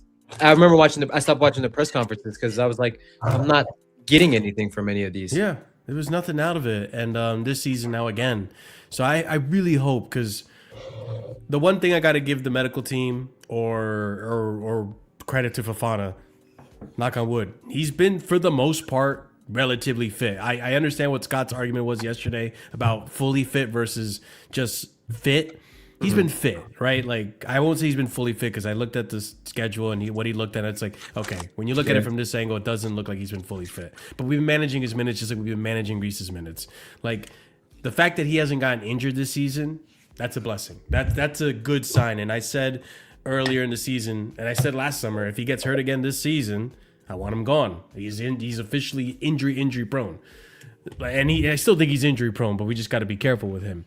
With Lavia, like, I just think he's going through a really rough patch in his career. I just genuinely feel that. I don't think this guy's an injury prone player, but if it keeps happening, I won't blame the board. I won't blame Chelsea fans for wanting him gone. I don't. We need players that can actually come in. Even Isugo, like, I'm not gonna get rid of Isugo because this is his first season. But if it happens again next season, like, I might not waste time to just flip him too. I'll be so real. Yeah. So, like, kudos to the medical team with Fofana, but I hope it's the same thing that's happening now with Lavia. Because, look, there's a good player there. None of us can deny it. I think we all understand. He's a very, very good midfield. He easily walks into this team and, it rotates with Enzo or whoever he rotates with. We need the depth, man, because it's another season. We're running these players to the ground. Like, maybe it's the positioning, but I can't not factor in that Enzo Fernandez is playing game in, game out. Caicedo, game in, game out. No excuses. But whose fault is that? Again, I come back to it. The board manager that we had before, he didn't want to play the young lads. No, not the board manager didn't want to do that, right? Okay, his main issue, and which I said, but Liam isn't doing it either, Ahmed. That's what I'm getting to. Kalma, I said that. In fact, if you listen to it's hard to be calm with you, bro. I know. I know you said that yesterday, by the way, on our stream, by the way. Remember on a review sheet, I was talking about how even Liam's not doing it. The problem with our team is that we keep buying these young players, yeah. But when it comes time to play them, maybe like the last 20 minutes, Kukura is a great example. Again, I love using Kukura as an example here. We'd love to play this guy week in, week out. That's fine. But sometimes when it's 70 minutes played, can we take you off, big man? Can we have a seat on the bench for me? That's how you can come on, improve, develop, play. You know what I mean? We didn't even do that, right? And now you look at him, because he's been playing consistently on a week in, week out basis, and he's been doing this for more than a year and a half, by the way, context-wise, essentially since the Euros. Yeah, that's true. Why are we surprised? Yeah, this is Kukura's hamstring. Bro, it's Sam. Yeah. Wait. You don't even realize he's cooking his own hamstring. Are you doing that? Isn't that not nice to the player you're doing that to, man? That's not nice, is it? He's cooking his own hamstrings. But the counter to your point though, Ahmed, is like we have no other options. The reality, I understand that, but then the thing is, this is something I was critical of Maresca with, and I'm gonna be critical with Rossini, which I know Marshall's gonna say. You have to do the pieces you have and accept what you got to do. You know what I mean? Even if it's a detriment to yourself in the short term, you have to accept that's what you've got to do. I think the thing is though with our previous manager, because God forbid I say his name anymore in this chat. Our previous manager, our previous coach. Just call him the bold Italian. Everyone understands. Okay. the bold Italian. I'll call him that. Like half of Italians are bold. Like what that could be. That's not really true. Like currently all the I Italian thought you were managers gonna are say bold. Conte. I was like, don't lie, man. You know. Yeah. Conte's Let's go come to Chelsea and see how Conte's- fast that hair goes. listen, shout out to our boy Allegri, man. We need Allegri at Chelsea. I'm gonna be honest. No, we do not need Allegri. That's my manager for life. I don't care what anyone says. Brother, this guy stinks! All right. We'll see. He lost me a cheeky bet today too. I'll admit that. But the thing though with our previous coach, he did make the best of what he had, but he limited himself to what he could use. Yeah. Meaning he never wanted to use the young guys, which is silly to me. And you're kind of putting yourself in a crutch because we see it now. Now that Rosinha came in. He's kind of undid everything, and you can see the deficiencies. Rob Sanchez against Arsenal, for example, when he didn't leave the players out of the box. When he doesn't have room, he's going to make mistakes. He looked like an idiot that day. Yeah. Because he was probably nervous from the first mistake with the corner, and then boom, it leads to the second goal, which is clearly his blunder. And then, for example, looking at what else? The continuation with Tosin just yesterday. Yeah. We learned early in the season, our previous coach did it. We learned early in the season when we're down a man, you don't want to go all defensive. We learned it against United. It didn't work out for us. Yeah. Then when we didn't do that against Arsenal, look how it played out, right? Rosinha not looking at previous games is not making the same mistakes. So that shows to me that, the previous coach was kind of working with what he got and making something out of nothing. But at the same time, I agree with Ahmed. What Rosinha's doing now is he's actually using the young guns. Look at Santos. Santos, I know he's partially at fault for the goal yesterday. But when you look at Santos, he's been phenomenal for us in the midfield. He's been so good. Listen, Hato, you got to give it time. He's young. He's going to have to learn. But I don't disagree with what Ahmed's saying. There have been some games where the previous coach, we're winning 2-0. We're winning 3-1, whatever. Bro, this is the time, and this is where, unfortunately, the injuries in the midfield kind of fuck it up. This is the time where you want to, give the youngster a few minutes to integrate into the game and get the experience. Action-Punk should have had a few more minutes. Man, the fact that we're not even using Tariq George one bit when we have Alejandro Garnacho and Gittins is another crime. You know what's crazy about Tariq George Marshall? I'm gonna tell you right now. If you bet, you can bet this. Yeah, I don't bet personally. He's getting assist. This guy's already played really well for Everton. I promise you. No, he's been effective, and it's good that he knows KDH too, because they have they played in the Conference League a lot together, so they're very familiar with their game. But it's even going back to last year, he didn't that bald Italian manager that Ahmed speaks so fondly of and so kindly of. He didn't use Vega, and I thought. And I looked at Vega that was a weird one too. Yeah, I thought Vega the thing with Italian managers, I'm gonna be real. The reason why I respect Allegri out of all of them, and even Conte to an extent, is that at least of those two in particular, even technically, you would have to include Ancelotti in this as well. Yeah, those guys at least have to understand that I need young guys here to develop and improve as well, so that I can actually put them into the team. Right, they will deal with the squads they have. They will actually get some of these young guys to improve and play much better football. The problem, with some of these other OG Italian managers, like a De Zerbi, like a Marasco, is that if you have one bad game, bro, they were putting you out into the wind. Yeah, and you're like 19, 20. If you're 19 and 20 and you have one bad game, they're like, "We'll see you in 2 months, buddy." What are you meant to do at that point? There's no improvement. I don't think it's the Hato Karabag disaster. Yeah, and the thing is, the thing with what's his name with Hato is that Loki that he was next to the failure in Tosin. Played the centre back with him. But he was as bad as Tosin is and as bad as things get when he gets on the pitch, Hato was absolutely diable. No, he was bad. The point I'm trying to make is that I know young guys make mistakes. If you punish them and you don't give them the opportunity from it, they're gonna drop their head. It's gonna affect. I definitely agree. I look back at it, I'm like Hato. Not only for what we paid for Hato, because Hato wasn't cheap. Like Hato was what, 40 million? Yeah, he's a good chunk of money. Yeah. And I believe he's a so. player that with a lot of experience.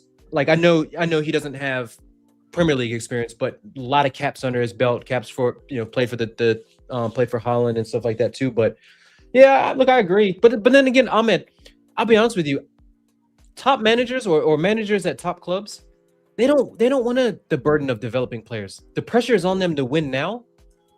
You don't you can't. Can I ask you a question? Honest Yeah. question, KG. You're my guy. Yeah.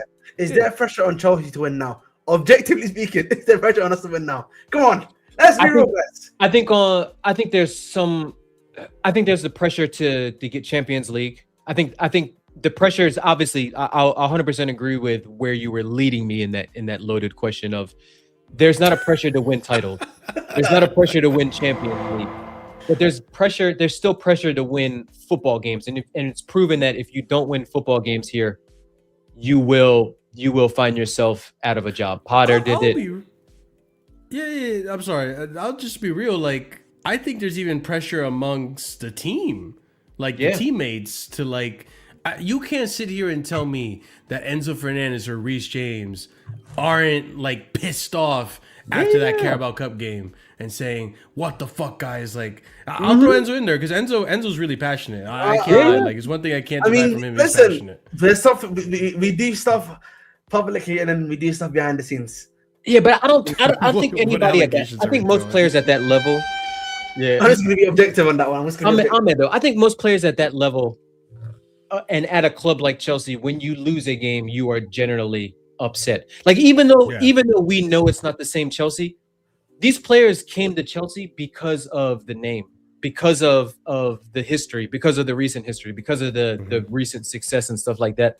So I think it does. When Fofana was crying and rival fans were getting onto him, I looked at it you know what? I'd rather see some kind of emotion. I agree. I'm okay. I'm okay. Maybe 2026, maybe 2020, 2015 KG would have been like, oh, why is that bitch crying? But 2026, I'm okay with seeing my players have some kind of emotion when the results don't go their way. You know how we are. We get pissed, we crash out, we lose our heads. I'm sure that they're probably doing the same, and I know they get paid handsomely to do it. And only Ahmed gets paid handsomely on this panel, but yeah, man, I'm okay with I'm okay with that. And I still think there's a semblance of that culture where losing is not acceptable. No, I agree. Even look at Sanchez, we were saying previous, there were games we went Crystal Palace. We were winning that game, and Sanchez loses his shit because he lost a clean sheet. There's a certain standard that some players are actually holding that I do believe is there. And Ahmed, you remember this. I know you remember this. Because I'm glad KG brought this up. It actually kind of annoyed me when Chelsea fans were actually getting on Fofana for crying, because it wasn't that long ago under Pochettino where we were getting on Nani's case for talking to the City fan or City players, or what was it, Liverpool player? It was the City players. Yeah, he was City. chatting it up with the City players and laughing it up after we had got eliminated by them from the FA Cup. Yeah, Chelsea fans were livid. You remember that? Yeah, absolutely. You remember that? Yeah, people were on Nani the whole pretty much his whole Chelsea career, because he gave off the impression, and this is just the outsiders looking in, that he wasn't not that he didn't care, but sort of those vibes that he wasn't. Winning and losing wasn't life and death to him, which he was too nonchalant. That's the best way to put it. He was very nonchalant. Yeah. Which, I looked at it I'd rather see my player die for the badge and run through brick walls and all that stuff. But at the end of the day, people have different personalities. Our captain before this year and before the last 6 months wasn't a very vocal leader. But I don't hold that against Reece. I just hold that's just his personality. But he's growing into it. And he's more vocal now, and he's becoming the leader and the captain that you would want from a successful Premier League team. And to be honest with you, we're probably spoiled because we had one of the best captains to ever grace this league in JT, who would, scold people, would hold people to highest regards. But at the same time, when you look around the locker room in those times, we had Drogba, we had Ballack, we had Lampard, we had Essien, we had Peter, we had serial winners captains of club and People country. that would set, Yeah, and now standards and all that, you look around and you see Garnacho probably on his phone on Instagram. You probably see, all these. This is different times. Yeah. So like again, I think the whole situation there, it's I'm not getting on the players for showing emotion on the pitch and all that. Like, go for it. And again, making the most of the situations you got. Like, we'll see. We'll see what happens with Senior. There's a lot of games ahead, so hopefully he'll prove us that maybe that mentality is there. Because I listen, even with the break that he gave the players, I didn't even disagree with it. I was like, you know what, the players should get a break. They've been playing nonstop football since Club World Cup, and we talked about this the other day. Enzo Fernandez in particular, the season prior to this summer, he was playing Copa America. So he was playing every game under Pochettino with the groin issue, gets break because he goes to get surgery, comes back, plays Copa America, comes back, plays all the games of the season, then goes to Club World Cup, then comes back, plays again, all the way up. Like, it's same with Caicedo. Caicedo flies back to Ecuador almost every international. But I'll be honest. I'm gonna be so honest about this. Can I be honest about that? I don't really care. I'm gonna be very real about that, and hear me out, because it's not a fault of the player, in my personal opinion. I'm not here to criticize the player. This is I think the reality of football now is, particularly with the way we play full competitions, the number of games that's being played. I think COVID really had an effect of like squashing the calendar in the short term, and it's going to affect in the medium term. You need to have bigger squads. That's objectively the truth. Yeah, I agree. I agree. I'm not saying you need to have like NFL level, like 60 players in the team, because obviously you have like a player per position. But I think it's probably more likely you need to have like 30-man rosters now, 30 players, something like that. And again, this is what I also look at. Again, we've got a problem right now, guys. Marshall can be an anti-Cobbinista all he wants, but this is what Cobham actually should be coming clutch, right? In terms of production of players, to producing of high-quality players that you can have at least on the bench to improve the team that can come on whenever it's needed, and they can obviously eventually become part of the team for you too. And they're loyal to the badge again, and they're loyal to the badge. So you make them cheaper. I'm trying to make it cheaper for you. Look. What's interesting in that is Pep used to rail against that all the time, where he was like, I hate leaving players in the stands that are good, top quality players. But last summer, he was like, you know what? I've come to the realization that we need a bigger squad. And I think Chelsea's is going to be in the forefront of it. Some of it was due to piss poor squad building and management and things like that, where we just basically threw overdid it. All these players at Potter. Marshall, but at the same time, I agree with you, Marshall. I agree with you, Ahmed, of like, you do need a bigger squad, and if you've got a development, like you do, or you got a youth setup like you do in Cobham, use that to fill out the numbers. You need a body on the bench, bring in a Reggie Walsh, and to be fair to Maresca gave a lot of debuts to a lot of academy kids. KG, to give credit to Barcelona they have La Masia, bro. Right, and I think one of the big credits that you have to give them, even though they financially are in the greatest hole of all time, and they don't even own half of what they own anymore. Right? They don't even own their own name. They don't own 50% of their own name right now. It's so dark over there. It's fucked. Yeah, but the thing that has saved them has been their academy, because they big time. They bailed them out, right? And I think, listen, from a Chelsea perspective, we have the ability to do that, bro. We should have the ability to have.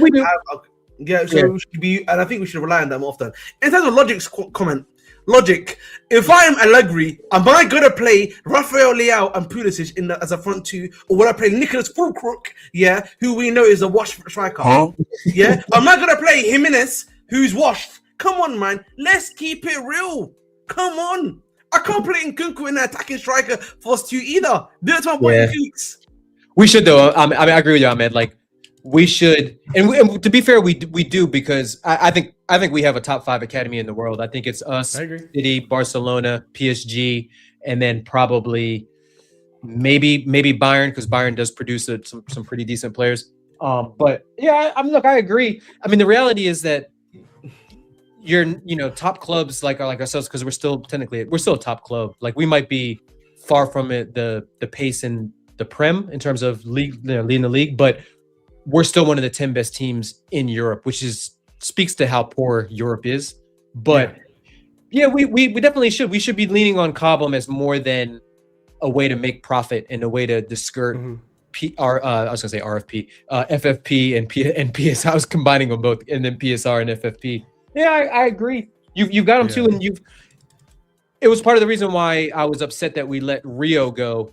When I was like, you've got a talent like that, and yes, he's not ready to be a week in, week out starter, but he should be on the bench for games like this. He should be getting the minutes that we brought Jason Derry or Jesse Derry in against Hull City. Give him minutes like that and see, because we know what kind of talent they have. Actually, that's a good point. Hold on, let me see something. Oh no! Was he on the bench yesterday, Jesse? I don't think he was. No, he wasn't, man. No, he wasn't. I'm fine. The only attackers that we had on the bench yesterday were Delap, Garnacho. Because he's been training with the team. Yeah, I think they were he's not been playing Garnacho really. Like, I know. Senior does not. I know. I'm starting to think Jesse was maybe like training because we need something better. But in terms of, like, just to clear my name, because Ahmed, slandered me there for a second. I'm not anti-Cobham, okay? I'm anti get rid of all the center backs and just give me Mamadou Sarr and Acheampong. I'm anti just rely on youth center backs, FC. Yeah. That's just a recipe for disaster, in my opinion. And I'm not going to go through a bunch of L's from mistakes just to hopefully in 2-3 years they're ready to go. Like, no, man. That's why I was saying, Marshall, we keep saying in 2-3 years they're ready to go. In 2-3 years, where are we going to be in our current state? In the same place. So what's, again? That's better than near relegation, bro. Because listen. I'm gonna be honest. Listen, look at Tottenham and Archie Gray today, bro. Like, he was getting good. Archie Gray knows. Archie Gray, I would take Archie Gray right now. He's a good player. No, I'm not saying he's a good player, but the inexperience sometimes gets to you, man. It's like, but again, the Tottenham example is an easy example to use. Again, they did everything too late. When they had Muslim Bele or whoever it was, they should have had guys ready in the wing. That they should have brought an Archie Gray type guy at that point in time. So that when he left, you had a guy that was already ready in the wings. Yeah. But the argument started because yesterday we were making this whole thing about get rid of Fofana. And I was like, I'm okay with getting rid of Fofana, but you need to bring me another good experienced center back. Yeah. You can't just get rid of him and then put Acheampong there and expect, like, oh, it's okay. He makes a few errors. After a while, you get real tired of the fucking errors, bro. Everybody likes Josh, right? Like, we can see the potential, we can see the attributes, but there's a reason why Maresca didn't play him and why Rossinier is not playing him, because obviously they see that he's not ready yet. They see that Josh makes a lot of mental mistakes, which you would expect from a player of his age and his inexperience. Yeah. Which is why I was saying, the minute you bring back Sarr, Josh should have gone on loan. Yeah. Let him play. Let him play at a Brighton. Let him play at a Bournemouth. Let him play somewhere where he can make those mistakes and it's not under the microscope. He can get that out of his game, right? Like that Brighton loan did wonders for Levi Colwill, even though when he came back, Poch tried to sabotage him by playing him at left back. But it was, at this age, players need to be playing and they need to be developing and honing their skills and getting their game time up. And I look at Josh and I like, at the end of the season, I'll look at it as a wasted season for Josh. And I bet you Josh and his dad, because I know his dad is making noise, they're probably looking at it the same thing. They're like, this was a waste of a season for my son's development. Yeah, I don't disagree. And to be honest, they're not lying, because you've got crooks like Maresca. You had crooks like Maresca. I'm gonna say it because it's objectively true. Playing Tosin Adarabioyo, playing Trevor Chalobah. Yeah, I'm gonna be honest. Yeah, if John Trevor was my son, and I would see those two guys playing at him on a consistent basis, I'll be on the phone back to PSG. Yeah, what you saying? Yeah. I'm interested now. I'll be honest. That was funny. I'm gonna be so honest. I promise you, Maresca doesn't even get a job yet for Man City. I promise you, he's going back to Italy, baby. I don't know. Yeah, one of the Milans. He's gonna get Juve. He's gonna get, maybe Conte falls out with Napoli. Like, he's going to Juve. If he goes to AC Milan, he's going to Juventus. Sign me up, ESPN Plus, man. We're watching every game. He's going to Juventus. We're watching every game, bro. But you know what though? If he thinks that things are fucked up at Chelsea, Wait till he gets to AC Milan and he Oh, yeah, realizes that's true. how That's bad things are over there. Because That's why I don't think he's gonna go anywhere except for City, and it looks a lot stronger than people claim it out to be. But because it's again like I get where his school of thought. Like if he was assistant coach for Pep and he saw how Pep ran his team, like. You know, you're gonna probably think this is the best way to run a club, and you want experienced play. Like it's how you were taught. Like I don't blame him really, but who goes to think about it? Who goes to Chelsea and doesn't want the best players? Like that's what our history is. Like you go to Chelsea and all of a sudden you've got a wage cap. He didn't even ask for a player until Colwell got hurt. I know. He said when Colwell got hurt, he finally said, we need a center back. Like, you know what he did after that? He said, I'm going to play Fofana in this preseason game as the build-up, as the left-sided center back, and I'm going to show you that he can't do it. And I'm going to prove to you that we do not have internal... I remember Oliver's tag said internal solutions. I'm going to prove to you that our internal solutions ain't solution-y. So it's wild stuff. But I mean, that is what it is. That's neither here nor there. That was actually a really good segment. We talked about a lot of stuff there. Just... 2 more, and then I'm gonna call it a show, ladies and gents. We're exceeded the special 3-hour mark, so this is bonus footage here. That means I got paid. I can't wait, man. Yeah, that means look at you, all about the money, man. All about the money, man. It's the brown envelopes, man. You should have seen the amount of empty brown envelopes in his room, right? bro. There's gonna be an IOU in there in that brown envelope. Fucking the bed made of brown envelopes, bro. It's insane. But the next topic I want to bring up, and these are some of the big hitters, and I think there's some validity to this. Ahmed, KJ, I want to hear your thoughts on these because we haven't really spoken about this. Let's talk about some of these wages things happening right now. There's a little bit of a worry. I don't want to say it's an issue. It's not been an issue yet, but it could become one. And it's a little scary to think about it. So let's talk about it. So. The Athletic reporting that this summer the decisions over which players to bump up the salary structure will be even more important at Chelsea than the decisions over which players to bring in. Several senior players, including Enzo Fernandez and Moises Caicedo, are keen to negotiate improved terms with Chelsea. Sources say that it is natural and a validation of the club's size and ambitions. Sure, there's no denying that. Most of the contracts at Stamford Bridge are heavily incentivized with significant wage drops if Chelsea is not involved in the Champions League, and the qualification for next season's edition is not yet assured. Marc Cucurella's situation at Chelsea is one to monitor. Sources say they increase his salary in August, but without any additional years added to his contract. His deal is set to expire in 2028. Sources say that a player recently rejected the terms offered, preferring to reassess his situation at the end of the season. Chelsea declined to comment on specific individuals, maintaining that contract negotiations are dealt with in the summer. And then lastly here, of the current Chelsea first team squad, only Captain Reece James, Marc Cucurella, Chalobah, and Tosin are in conventional positions for contract negotiations. All are set to be free agents in the summer of 2028. And I'm not going to lie to you guys. I know this sounds super negative. I have this really bad feeling in the back of my head that I could see this club pulling a Mason Mount on Reece James. Buddy, I'm not going to lie to you. Marcus come to my school of thought. Welcome to my school of thought. It makes me nervous. But my school of thought. The thing is, like, I truly believe, because this and Cucurella's contracts. I mean, say what you want about Chalobah, Tosin. I think Chalobah, for the standard that I think Chelsea should be at, is at best a bench player. Yeah. Right. I don't think he's a starter at the best Chelsea teams. But you could say he can go, whatever. Tosin, I think we all kind of agree he should go anyways. Peace. But Reece and Cuckoo, you can make the argument he's getting towards the end of his career. Like, sure, maybe. But even then, like, I haven't seen enough from Hato to believe that we have the right understudy, right? So I would keep him. Reece, though, if this player doesn't sign a contract, I think he wants to stay at Chelsea. He 100% vehemently wants to stay at Chelsea, and he'll do whatever he can to stay at Chelsea. But at the same time, I do think Reece has respect for himself. And if he gets offered a spit in the face new contract that's heavily incentivized, because he's not in the incentivized contract. Yeah. If he gets a spit in The the face last point, contract, the 250 bags a week, no questions asked.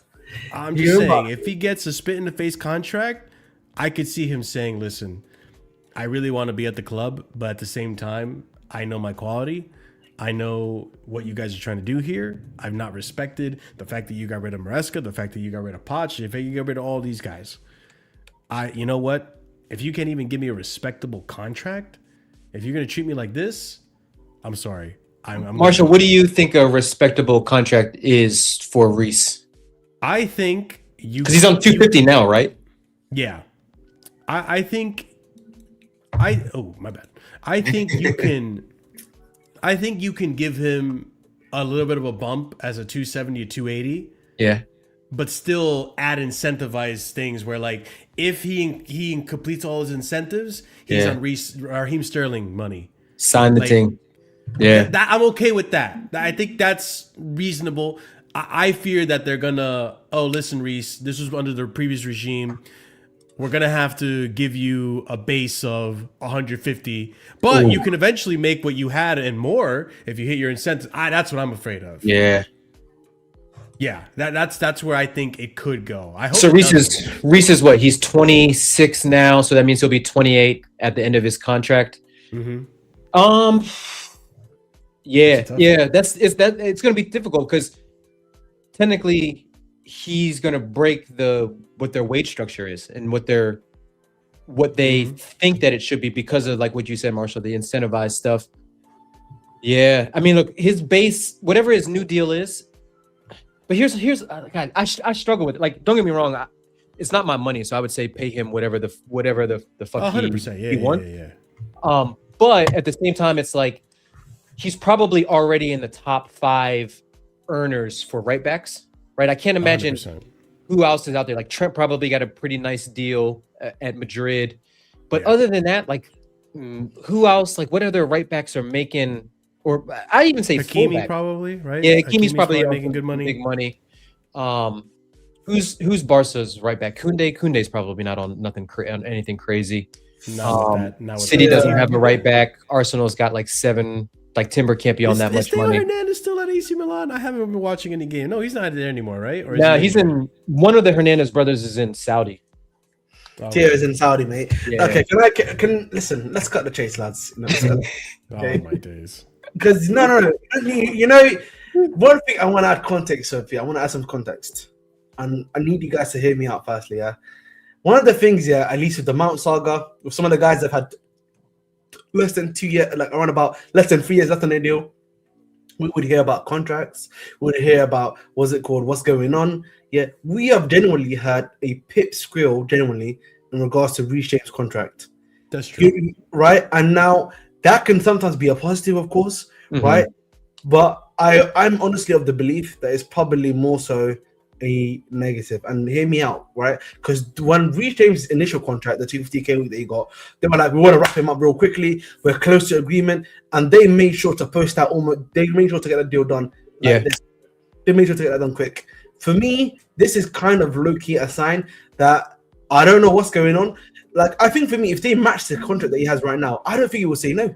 His contract he's got right now is good. I was gonna say that, but I was like, you know what? I think they're gonna at least bump him up a little bit. Yeah, you can bump him up. They couldn't even give him the same one, and he'd probably be okay with it. But like, I feel like for me, they could probably be like, listen, you've been injured for quite a bit of that contract.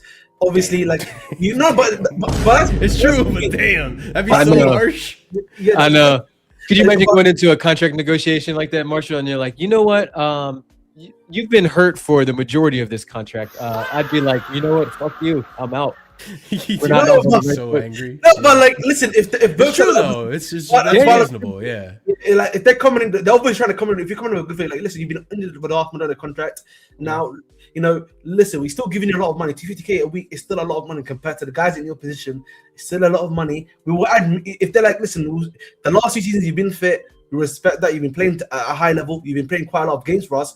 I think if you're Chelsea, you can probably say, we'll give you the same contract. Maybe we'll incentivize it even more than usual, right? Maybe we'll add even more appearances, like something like that for you to bump you up and get you to play more games and stuff like that. But realistically, that's not happened at all. The problem is, guys, look at all the other contracts they've got. Yeah, Mhm. the other contracts around him. Reece James, Mark Cucurella is another one. That guy, they've increased his salary, right? But what they've not increased the number of years for him, bro. Yeah. That guy definitely is getting flipped this year. Yeah, that's Okay? a clear sign to me that he's gonna Yeah, get. He's gone this year. He's out this year, right? And Not I don't know. this I don't year, know. but- Hold on. But before you make your next point, I will say the counter to that is by increasing his salary, you make it in theory by increasing his salary and not extending his years, you make it harder to find suitors for him, right? Because once you That is true. Yeah, because that's here's true. and let me land before you jump back in because I know we're talking money. So chat, this is Ahmed's speciality. Look at that smile on his face. Look at that. When you know why he can't sit still because he's got the brown envelope on his right side and the brown envelope. there on we his go. left side. There you go. Hey, He just started. Gives you, you know, good feeling. By the way, That good when I see feeling Eden brown Hazard's envelope, face, huh? I have to do an Ahmed and I just smile. I don't care where I could see him delivering Amazon packages and I was like, yo, that's Eden Hazard. I just have to smile. But There's good feeling in books. But when you, but so this is my whole thing with even with other Chelsea players, because the money in England is so crazy, and because wages are so high, there's really only a few clubs that can afford Marc Cucurella unless he wants to take a pay cut, right? So you're talking in Spain, you're talking Atletico, Real, and Barca. We know that those three would be a big draw to him because those are Spanish clubs. Juve and Inter are the only clubs in Italy that pay huge wages, right? Bayern's the only club in Germany that pay big wages. PSG is the only club in France that pay big wages. So then if you look at it from that aspect, Ahmed, without extending him, like the longer we extend him, the harder it makes it for other teams to come and get these players from us, right? Like that's why when I hear this Cole Palmer, the United nonsense, I'm like, yeah, if you want him, he's got like 5 years left on his deal. He's only on 150K. Put down the money for it. But with Cucurella, real quick, and I'll land it, and then you can jump.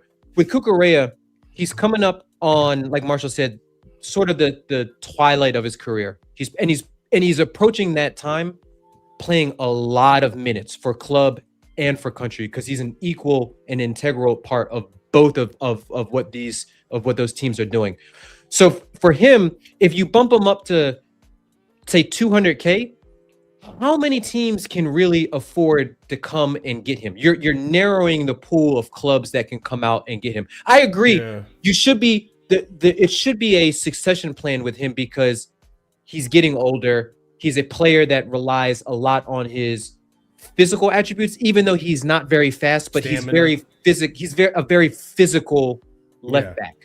So, okay, so I understand the point. Yeah. But the thing is, from what we know, they've only bumped his contract slightly. That's what the reports have said. So Yeah. he was previously on about 170K a week. That's what he was on previously, right? What do you think he's on now? Like 200 grand. Probably Yeah. 200. I can see that. Yeah. Right, 200 grand a week. Now that 30K more, I don't know if that's. I feel like that it's fair to say is either short or negligible, in my personal opinion.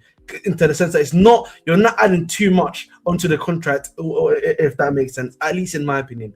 So you can still move him on. There's still places for him to go to, right? I think for me it was very telling when a report came out yesterday. I don't know if Marshall had it in his because I wasn't listening at the time when he was bringing it up. But there was a player apparently that's that they're trying to negotiate with a contract extension over, or even a bonus over. He said, "I'm gonna wait and see until the end of the season."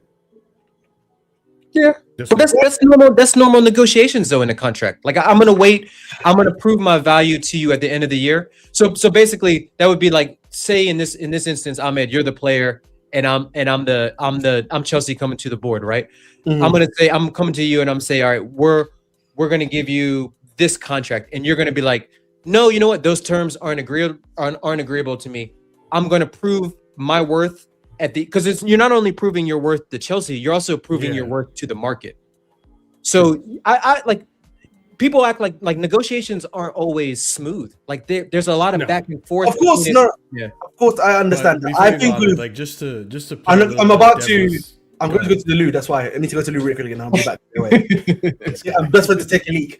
But like the point I'm just trying to make is that I think with Cucurella in particular, I just think he's gone. I think with Reece James, I actually still think he's gone too.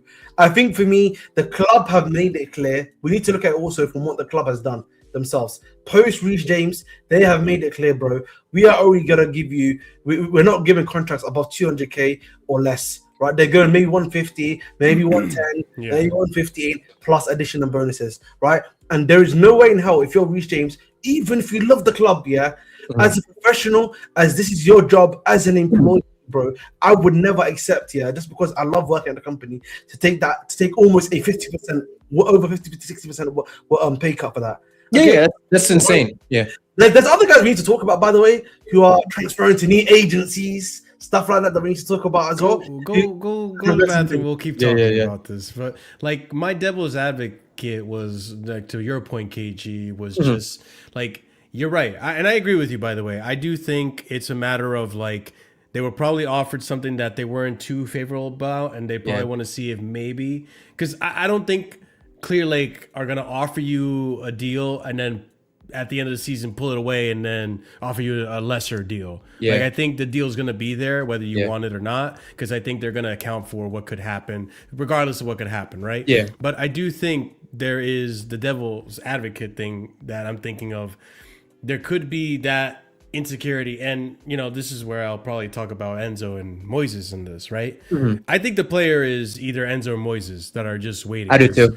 Moises was offered a contract in the summer. We talked about they talked about giving him a new contract and all this stuff, and he never really re-signed, and he's kind of been in limbo. We not heard about it at all. And then he got his agent. Then he got a new agent. Yeah, he got a new agent. Enzo's another one that got a new agent, but I don't know. There was never really rumors of him getting a new contract or renewing his or upping his salary and all that. But if I'm those players, to another extent, I would probably think like, okay, listen, I want to see how much my wages actually get cut if we don't get UCL football. Yeah. And if they get cut a significant amount, I'm sorry, man. I know my value. I know what I did for this team. It's not my fault. Yeah. Ale was horrible when I gave him chances. Not my fault. Liam Delap Yeah. is just a glorified backboard at this point. Like, it's not my fault that you guys weren't able to build a team to help me. The rest of the team was accomplish ass. goals. Yeah. Yeah. So it's like, I think there's a part of it where, like, if the salary cut is so major, I could see some players being like, "This is disgusting." Do you think that they know? Do you think that they know? So right now, because I'll be honest with you, as an American, I hate the fact that there's so much gray area when it comes to wages in football. Like like American sports, because of their salary caps, how much a player is making, what the bonuses are and things like that. But we don't even know what the incentives are. We don't know if we don't know about if clubs players meet the conditions for add-ons and things like that. So my question was, do you think that Caicedo right now knows how much he will make next year if they make Champions League football, and then conversely, how much he would make if they don't make Champions League football? Like, I feel like they would know that. They probably would have to. They do know that, by the way. It's probably written in the contract somewhere, and the agent talks to them and breaks it down for them to simplify it. And it's probably also the agent telling them, listen, if you can get to the end of the season and we can get this and that, I can make an argument for you to make you. They actually already know two things. They already know they get a 25% wage cut, by the way, if we don't make UCA football. It's already a known thing, bro. But we knew that already because that happened. We already had that when we Yes, that's crazy. Yeah, so they lose 25% of their wage automatically. That's a known thing. So, like, the thing for me is that, guys, let's keep it a buck here real quick, yeah? How much is Enzo kind of making, like, rough estimate? How much is he making I think it was like 120, something like that. 120, something like that, 150? A lot of them go into single digits, bro. A lot of them went into single digit, like double digits, sorry, in terms of wages, bro. Yeah, but I'm just referring to just these two players in general. Yeah, because Enzo's 150, so 25%, so 10% of that is 15, 20, so that's 30, so that's like 40K. So if he's on 150 and he gets a 25% cut, he's down to like a little over 100 grand a week, which I'll be honest with you, if I was a player, I would not want any incentives in my contract that are team based. Yeah, I agree, and that's like I would want UCL, only individual trophies. One. Yeah, that's kind of true. Yeah. So according to Capology, Marshall, he is currently on a what's it called, 180k per week gross. Okay, And Enzo, yeah, Enzo Fernandez, yeah, that's what he's on right now, 180k a week. Now, obviously, 25% off of that would be 45k, so you'd be 135k per week if he was just crazy. playing. That's a Right? lot of money. Gone. So that's 45k. That's finito. That's a lot. Palmer of money. Palmer was actually worse, by the way, because Palmer was only on 100k a week when we went on UCL, when we left UCL, when we weren't able to attain UCL football, right? So what do you think he's on now? So I think they bumped him to like 150 or something like that a week or something like that, right? And then remember, so that 150 divided by 2 is going to be 75. Divided by 2 again is going to be like 35, 33 point something, roughly around about that. So they're losing like 30k. We got an Ahmed math masterclass chat. You know what I mean? So that's a lot of money. It was money, so Ahmed was just, those numbers were just like it's second nature to him. Yeah. So again, listen. The point I'm trying to make that 25% off is crazy. It's very big. That's a big loss of. They don't even do it at United. Even at United, bro. I know they're competent, so that probably makes sense. Why they don't lose 25% over there? But like losing 25% of your contract, bro. Yo, you could do a lot of 30k. You could do a lot of 45k, man. You know, I think that's one of the biggest issues with our model is the wage structure. Like I look at it like I don't think players like Palmer and I don't think Caicedo are world class by my definitions, but I think that they're in the top 5 in their position in the world. So I think that could be world class to some people. And this, like I said, it's just not my personal opinion on world class. But if I'm Palmer and I'm Caicedo and to an extent Enzo, I want to be paid like that. Like I look out at other players in that, like I look at like a Verts, right? And I'm like, Verts hasn't done half of what I've done in this league. And I'm the face, like Palmer is the face of Chelsea Football Club. Yeah. Just like Saka is. I want, like, if I was him, I'd be like, I want at a base of 200K, 225. Like, and I think that if we start limiting folks and we start heavily incentivizing contracts, yes, it will help when we buy the 18-year-old from Brazil. It will help when we buy the 19-year-old from France. But it ain't going to help when we try to negotiate with like a Konate or a Upamecano who are out of contract or, like I just wouldn't. If I was a player, I wouldn't want to. I wouldn't want to do that. Why we go for the young guns, right? Because they're more likely to sign a contract like that. Yeah. And I think that's the other thing too. Like we have to just remember too. I don't. The reason that there is an incentivized structure to an extent, right? It's one to save money, obviously, but two, it's also because they don't want to just sign a player at 350K a week who's complacently just okay with mediocre performances and just sitting on that wage and not earning it. So, Sterling. I mean, even Lukaku to an extent. Like, you know, he didn't necessarily earn the 300K a week he got at Chelsea under Roman, but he was, you know, he did cut his wages eventually to get sold, but, you know, he was getting away with it. So they don't want that. They want you to earn that money, which, if it's true, then maybe on the optimistic side of things, they are gonna give Reece 300K a week. I'm gonna give a baseball example here. Yeah, you know, Bridge Nation's been analyzing a little bit of the baseball YouTube videos for some reason. Let's get onto a YouTube video. Decided to give it a cheeky watch. So there's some teams right in there where they clearly like to what's the word I'm looking at? They do incentivized contracts, right? They do incentivized contracts. They obviously they've got like a lot of rookie deals or something like that. Or like where origination in baseball is crazy. I can't believe it. Listen, go ahead. I don't even know. Yeah, you were actually doing your research when I visited you. So he's not lying. He's actually getting into baseball. Yeah. So I did a bit of research essentially, but essentially they obviously have the system which the players get slowly paid over time, right? Obviously then. Double A, single A, obviously like that. You then get maybe to a team which is not necessarily like a top elite team. It's like that has like a lot of money that they can spend. You know, whether it be like the Dodgers or like some insert X team, right?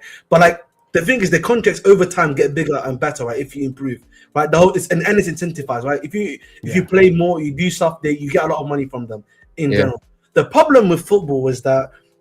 And this is the big problem, right? Since like Roman came in, since the Galacticos have started in football, right? The contract prices have increased once you're the best player in these positions, bro. That's the problem, right? There's not been, just because you at Chelsea or maybe Liverpool previously were doing this in heavily incentivized contracts, right, and locking down players for years, your opposition does not need to abide by those rules because there's no salary cap there, right? And so if you're Enzo Fernandez, right, listen, your agent might be getting a cheeky call from like some random team, PSG, XYZ. Yo, come to our club, bro. Don't worry. How much are you getting there? I can double that, man, and you can get incentives too. You're getting double the pay plus incentives. Like, why would I stay at Chelsea realistically? That is the problem. Like, that's the problem we have. I agree. I 100% agree with that. Like, I think Palmer's underpaid. I think Caicedo's underpaid. I'm not a huge Enzo fan, so I won't say that he's underpaid. But I will say that he's underpaid for what he could get if he went on the market. Exactly. Yeah. And the thing is, let's be honest too. Let's also like put things into perspective. Like, let's not pretend Enzo Fernandez doesn't have Messi on the other line. Like, hey, Lionel, like, who can I talk to? What agency can I get? Like, I'm trying to, because while you guys are doing, you broke it down differently. I like to look at it as like an annual salary, like annually based on what you told me. Enzo's making like a 9.3 a year. If you cut 25% of that, you're talking like 6.9, 7. Which, don't get me wrong, that's a lot of money. Do not misunderstand, chat. That's a lot of money. But with a lot of money, your spending changes too. Yeah, the amount that you spend, like, and plus these are the top.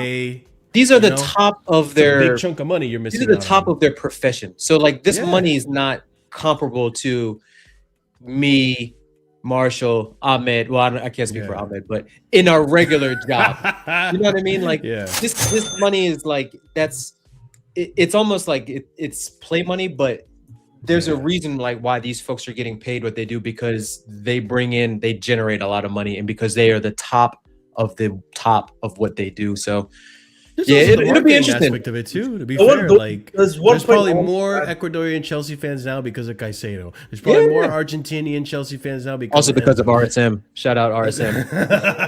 Because of RSM. Shout out RSM. You know, it's funny. I was somewhere.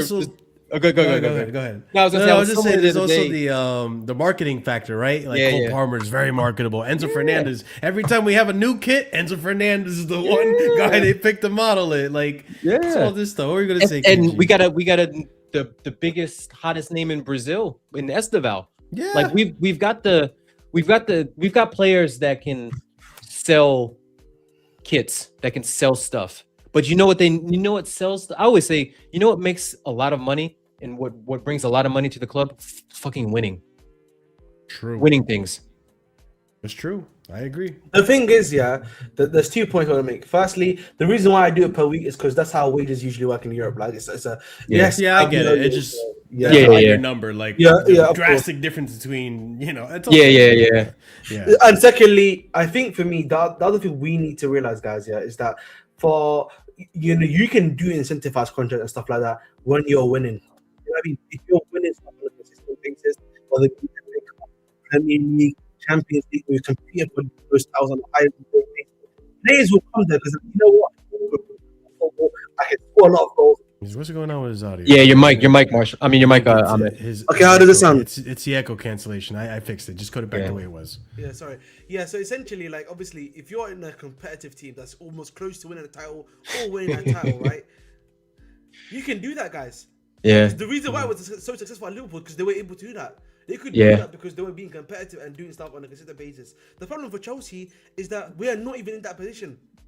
So how can I go to Reece James right now, or like Correa or Enzo, stuff like that, and be like, guys, we're going to increase it a little bit more, incentivize you. But then you're bringing, if you're Enzo Fernandez and you say I want to win stuff, I want to win titles, I want to do stuff like that, and with all due respect, I'm getting Giovanni Quenda, I'm getting Emeka, I'm getting Anselmino. I'm like, what's going on here? Yeah, I will say the last point on this for me is, we can't do what Liverpool did, and we cannot allow these guys to run down their contracts. No, 100%. We cannot let them.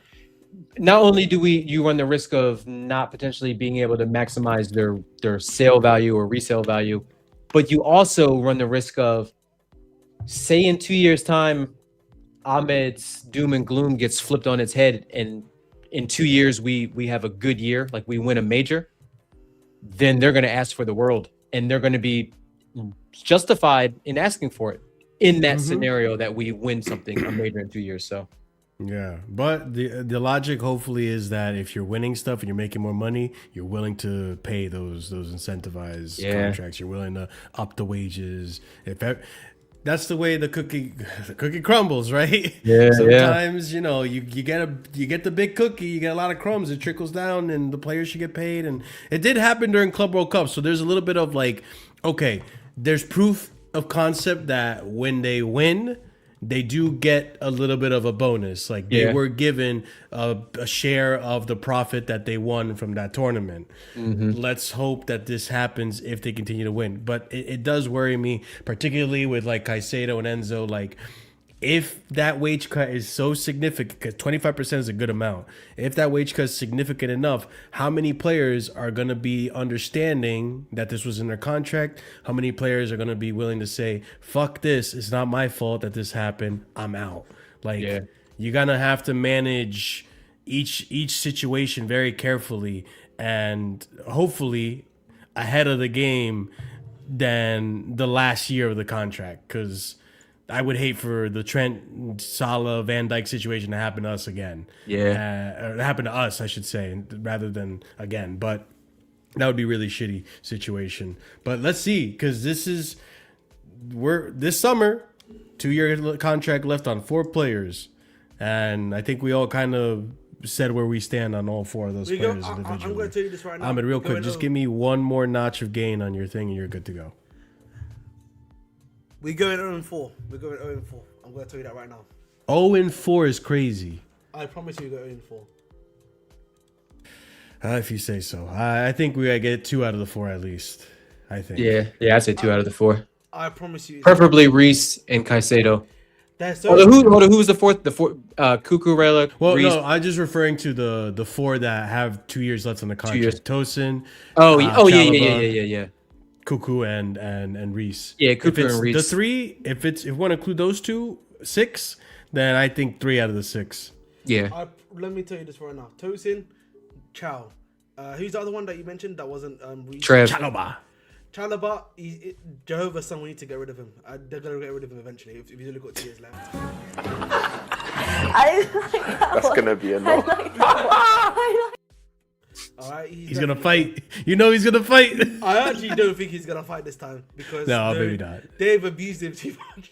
Yeah. Abused him too much. You say we ran him to the ground, bro? Like, they abused him too much. I'm gonna be honest with that. Are you saying the mileage is too high? I know. It has to be, bro. Right. Oh, so that's shit. another one. So he's definitely gone.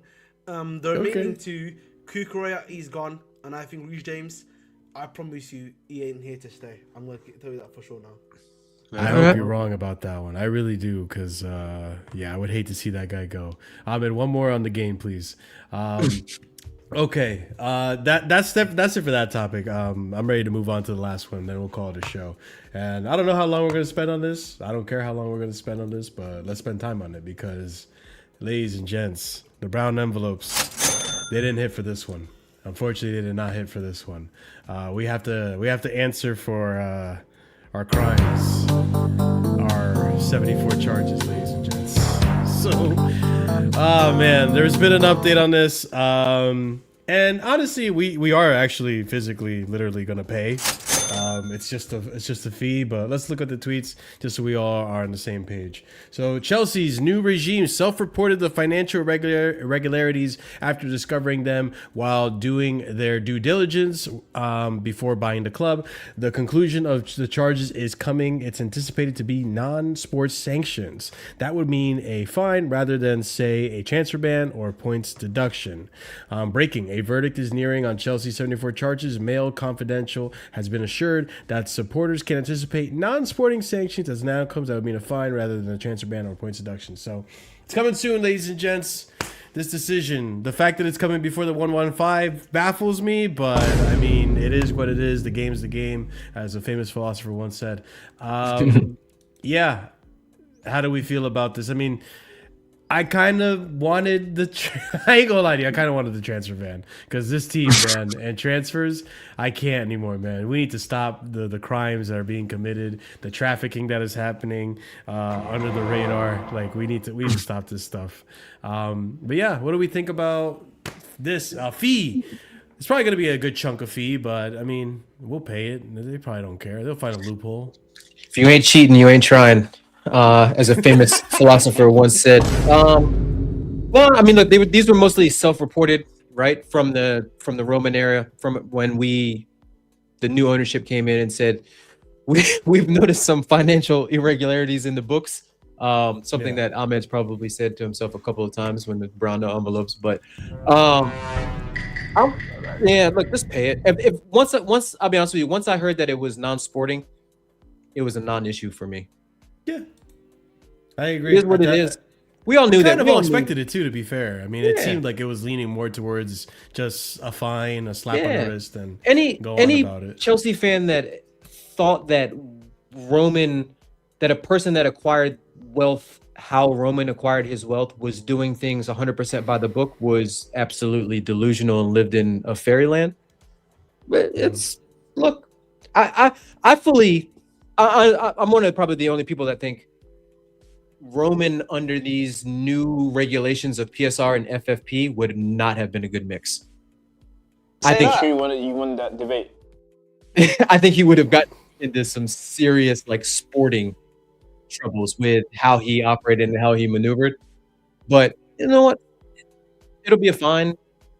Hopefully it'll be some kind of precedent for whatever they come down with City, and hopefully City's is some sort of sporting, but not title stripping, because I don't want to see anybody win a title that they don't really deserve. But yeah, I'm fine with this. You know, if we got to cut Ahmed's stipend off a little bit and pay the FA, it is what it is, man. It is what it is. Yeah, I can't even disagree with that. Ahmed, what do you think, man? The problem, obviously, these are historic charges, so obviously getting a non-sporting section was the ideal solution, and I think it's probably the best solution, right? I don't think it would be necessarily fair for Chelsea, in particular, with a new ownership that's obviously self-admitted itself, to then obviously get like some level of sanction in related to that, right? They've obviously set aside quite a bit of money for this situation already, so that shouldn't necessarily be an issue. But I do look at this and I'm just like, you know, you guys are doing some just as dodgy stuff as the previous guys are doing. I hope you know what you're doing, man, because you're doing it for worse things. At least they were doing it for players that actually helped us win EPL titles. You know? Yeah, that's actually true. Yeah, They're doing that's what true. agreed. Yeah. Oh man. What do you guys think? What do you guys think? Like, if you had to put a range or an estimate of what the fine will be, what do you guys think? Probably 40-50 million, probably something like that. I was gonna say 20 million. No, 20. I think if it's historic and they want to make, make a statement, they probably say like 40 million or something like that. That's what they were doing. Yeah. And to be honest too, like I'm curious to see what the charges are, because I know there's a few of those charges that aren't actually like that big of a deal. Yeah. It just accumulates. Like I know out of 115 charges that City have, I know like I would think like maybe a third of them are probably like really heinous like stuff. You know, like maybe a third of them, maybe even less than that, a quarter of them maybe. Yeah. So it just looks dramatic on paper. Just 72. Oh my God, that's horrible. Like The 72. chat 74 saying one murders. Garnacho. One Garnacho is the fine. Yo, if Garnacho is the fine, we can pay that shit tomorrow. Oh, bro, we'll give the FA Garnacho for the fine any day, bro. Oh my God, We'll throw in his brother too. You can have both of them. You can have all the Garnachos. Yeah, that's a good point. Yeah, throw in his brother as well. But like, the thing is, I think we got away with a fine because we did the self-reporting. I do too. Because to be fair, like it would be so fucked up if they threw the whole book at us, and it's like, okay, first of all, Roman was here when you guys were still around. Yeah. How the fuck did you guys not find these things and you did all this investigating? Y'all were Roman haters. I know. Rightfully so to They had, now. they had access to the same books that Claire and Ekbali did. So we did them a favor by saying, hey, listen, you guys missed this. We won't make this a big deal. We won't make it look bad for you. just help us out. Yeah. You know, if they had done the opposite, oh man, that would have been that would have been like crazy. I would have been vexed. I'm not gonna lie. Hopefully, the Ahmed's point about the dodgy stuff that we are doing now, or we did with like selling the women's team back to ourselves in the hotel and that stuff. Hopefully, this self-reporting stuff is like buys us a little, no pun intended, buys us a little good graces, and saying, look, we're willing to operate within the rules, and we're willing to show that, you know, we're not afraid to show you guys our you know, our dirty laundry. Take it easy on us when when we eventually break the rules again. Yeah, I just think it's one of those things that, like, I think right now, what's happening right now is Chelsea, the way they're operating. Listen, I don't have doubts that they're doing some shady shit behind the scenes either. Yeah. But the way they're operating now with all these stuff, they're just telling you blatantly, like, oh, we're just gonna take advantage of some of the rules that you have. Like, we don't care what you think. We're gonna steal your girl and we're gonna make a video and everything, and you're just gonna have to deal with it, bro. Like, Yeah. They're just being honest and transparent about it. So it's like it's just one of those things like, shit, man, we need to fix that rule now. Oh, we need to fix this rule. Fuck, this Chelsea team just exposing how shitty we made these rules. Yeah, we're just helping you guys get your statutes and your guidelines and your regulations tight. You know what, for the next bad KG? person. You're right. That's a good way to twist it. That's a good way to spin it. We're doing you guys a favor by just pointing out, hey, you probably shouldn't be allowed to sell a women's team to yourself, you know, but manipulation 101. I hear it. yeah, I had to put my Ahmed glasses on and, you know, my face on and get a little, you know, No, skirt the rules. If Ahmed was on the Clear Lake side of devil advocacy, he'd probably be doing the same thing. Yeah, man. I told you, if you ain't cheating, you ain't trying. So it's what it is. The thing is, man, we listen.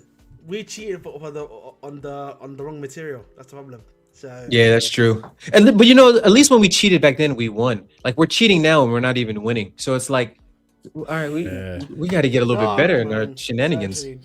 Some crazy winning that's happening right now. Yeah, let's just hope that turns around. Listen, I'm all for getting to the end of the season and being proven wrong. Yeah. But I just don't think it's gonna happen. We'll see, man. We got a few games coming up. I blame Tuchel for this, man. I blame Tuchel for this, man. This guy, bro. Listen, man. I hope this is you. When you come to the World Cup, you watch good old England finalysis coming up, and all of a sudden Tuchel walks up to Today was my dream game, my first trophy, man of the match, two goals. The gaffer is very good. Tuchel is very good. You know, shout out for analysis. You know, great place to work now. Great place to work. Shout out to my analysis, man. Oh shit! Listen, man. Do you think I'm gonna cook somewhere that I write reviews for? I write reviews for this place, man. Shout out to them. Hey, What a way to end it on a high note. That's a quick question. Yeah. One question I that? have here. Do you think we go 0-3 against Aston Villa, Arsenal, and who's the other team that you face? Newcastle. Nah. No.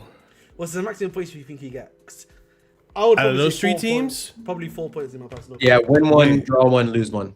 Which one's home? Which one's away? We don't have any home games. They're all away. No, Newcastle's Newcastle's not at home. Oh yeah, Newcastle. My apologies, Newcastle. Yeah, Newcastle's at home. I think we can beat Newcastle. Aston Villa is away. I think we beat Villa. I think we can beat Villa. I think we, yeah. I think we lose to Arsenal, draw to Villa, beat Newcastle. This guy. I'll be honest with you. I'm going to be optimistic about this. I think we get a draw against Arsenal. Y'all going to call me deluded in the chat already. I already hear it. I wish. I think we get a draw against Arsenal. I think we get a win against Villa, and I think we get a win against Newcastle. Woo! Hey, Yeah. I'm gonna drink some of that Kool-Aid. I'm drinking some of that Kool-Aid. No, because let's be real. Let's be real. Like, I don't think this Arsenal side are that good. I don't either. I don't either. I think we can get at them. Just we can't make the mistakes that we made in the previous games. Yeah. Like, if Rosinho wants to play that second leg the way he played it, he plays. I'm okay with that. Rosinho wants to play the way he played in that second leg in the league. I'm okay Yeah. with that. I just didn't like it in the cup. That's why, because we're trying to there's Yeah. no draw here. It's either win or lose, right? Yeah. If you want to play that way in the league, I'm cool with it. That's fine. As for the other teams, listen, I think Newcastle are like a barely floating ship at this point. Like they're just trying to keep their head afloat. Like, great, you beat Karabakh the way you did, but let's see how you can maintain this, right? And their signings haven't been super great. They've been struggling. And as for Villa's another one too. Yeah. They've been struggling too. They're in similar form as we are in a sense, but they just did the homework early in the season, so they have that cushion. So yeah, I'm actually kind of optimistic, but you'll see what Rossignol actually does, because then that'll really give me a better gauge of where I stand with this manager. As of right now, I'm backing him. I think there's a good manager there. I just think he's not ready for the job, but we'll see, man. It could change. I mean, what about you? Because you asked the question, but you never answered it. I said 0-3, man. Oh, yeah, you did. God damn, this guy, bro. I'll be honest. right. Listen, I feel like, man, I mean, the football hasn't been great. You can't lie. the about football that, right now bro. at Chelsea is not great. Attacking wise, we look better. If we were trying to get a woman pregnant, or like our wife or spouse pregnant, God, we would not be able to get them pregnant. And let's be honest, bro, with the way with our ability to score goals. So I'm gonna be honest, Marshall. Big up Lewis. We're about to be 0-3. Get ready. Yo, big up Lewis. Maybe. I don't know. Like I know Marshall, the football's been shit, but there's been. I'm still laughing at that analogy. Yeah, I'm that's not worried. a crazy I'm not worried about getting them pregnant. I'm worried about the backs. I'm worried about the defense. It's true. Listen, You do but that's the realize thing, next too. game, for example, I know for a fact he's going to play Toast and Chalobah. He's not going to play Chempong. He's not going to play Hato. So we know that's already one game done. Okay, let's just admit Arsenal game, barring but let's just accept that one, yeah. The next game I think is Aston Villa, right? I think we have back-to-back away games before Newcastle, or it's Newcastle then it's Aston Villa, which, right? I think for me, unironically, Aston Villa, the way they play, right? You saw what they did to us, bro. They know how to play against us, bro. They'll hold back for a little bit. They'll wait for us to do our thing, because that's what they did last time when they came to the bridge. They stood back, they relaxed a little bit under pressure, and then they just countered us. Yeah, but they were shit for the most. They were the shit for the Newcastle's- majority of that game. Yeah, but to give them credit, bro, Burnley, when you play against Burnley, they were shit against us too. Yeah, that's why I said that's why I made the analogy that I skirted around the analogy that I was gonna make, because I'm not worried about the attack as much as I'm worried about keeping goals from going into our net from bozo moments. So, but yeah, we'll see. It's make or break time. Make or break. Oh my. Yeah, I can make the argument that I'm not worried about that Arsenal attack. Versus Arsenal. Yeah, I'm not worried about that Arsenal attack. I think Villa, the way they like to play, they open. That's the big factor, right? Like, we're not up against low blocks now. Let's see how this teams are going to play football. Those teams are going to try to play football against us. and that might allow us to play football too. Yeah. So who knows? Like, João Pedro's on scintillating form right now. I don't see him not scoring at this point. Like, he's been on fire. Yeah. So he could be like, a rising tides that raise all ships. Same thing with Cole. So somebody's got to be the captain. Somebody's got to be the captain of this ship and lead us into the glory land of top victory. Something, man. We'll see. But yeah, I'm optimistic, but if it doesn't happen, hey, we'll be here to talk about it. But big up every single one of you, as always. Thank you so much for, being in the chat. A little bit over almost 4 hour special. Almost hit a 4 hour special twice this season. That's crazy. But hey, man, I love to talk about Chelsea. KG, I mean, we all love talking Chelsea. And I was about £50 and Yo, asking for money again. This guy, round envelope coming your way, man. Oh, man. He's looking Another at another that pair of alligator 25% shoes cut. for you, bro. Will your brown envelope get a 25% cut too, Ahmed, if we don't make the Champions League next year? That's hey. Oh yeah, no, I am You're part. Hey, me, listen, Clear Lake you know- Nation. Listen, we're deducting your wages too. Actually, okay? no, because like they need to add 25% to me because I have to then go out there defending what we do. And Yeah, you've been defending it a lot on this stream. Hey. You've been defending like fucking Tosin. Oh, no, I didn't mean to play that. Yeah, that's yeah. I don't know about that, brother.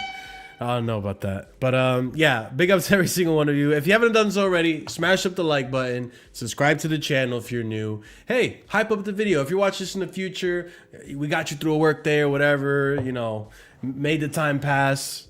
Hype up the video. Right, you got some high points, easy to do, helps out the channel tremendously.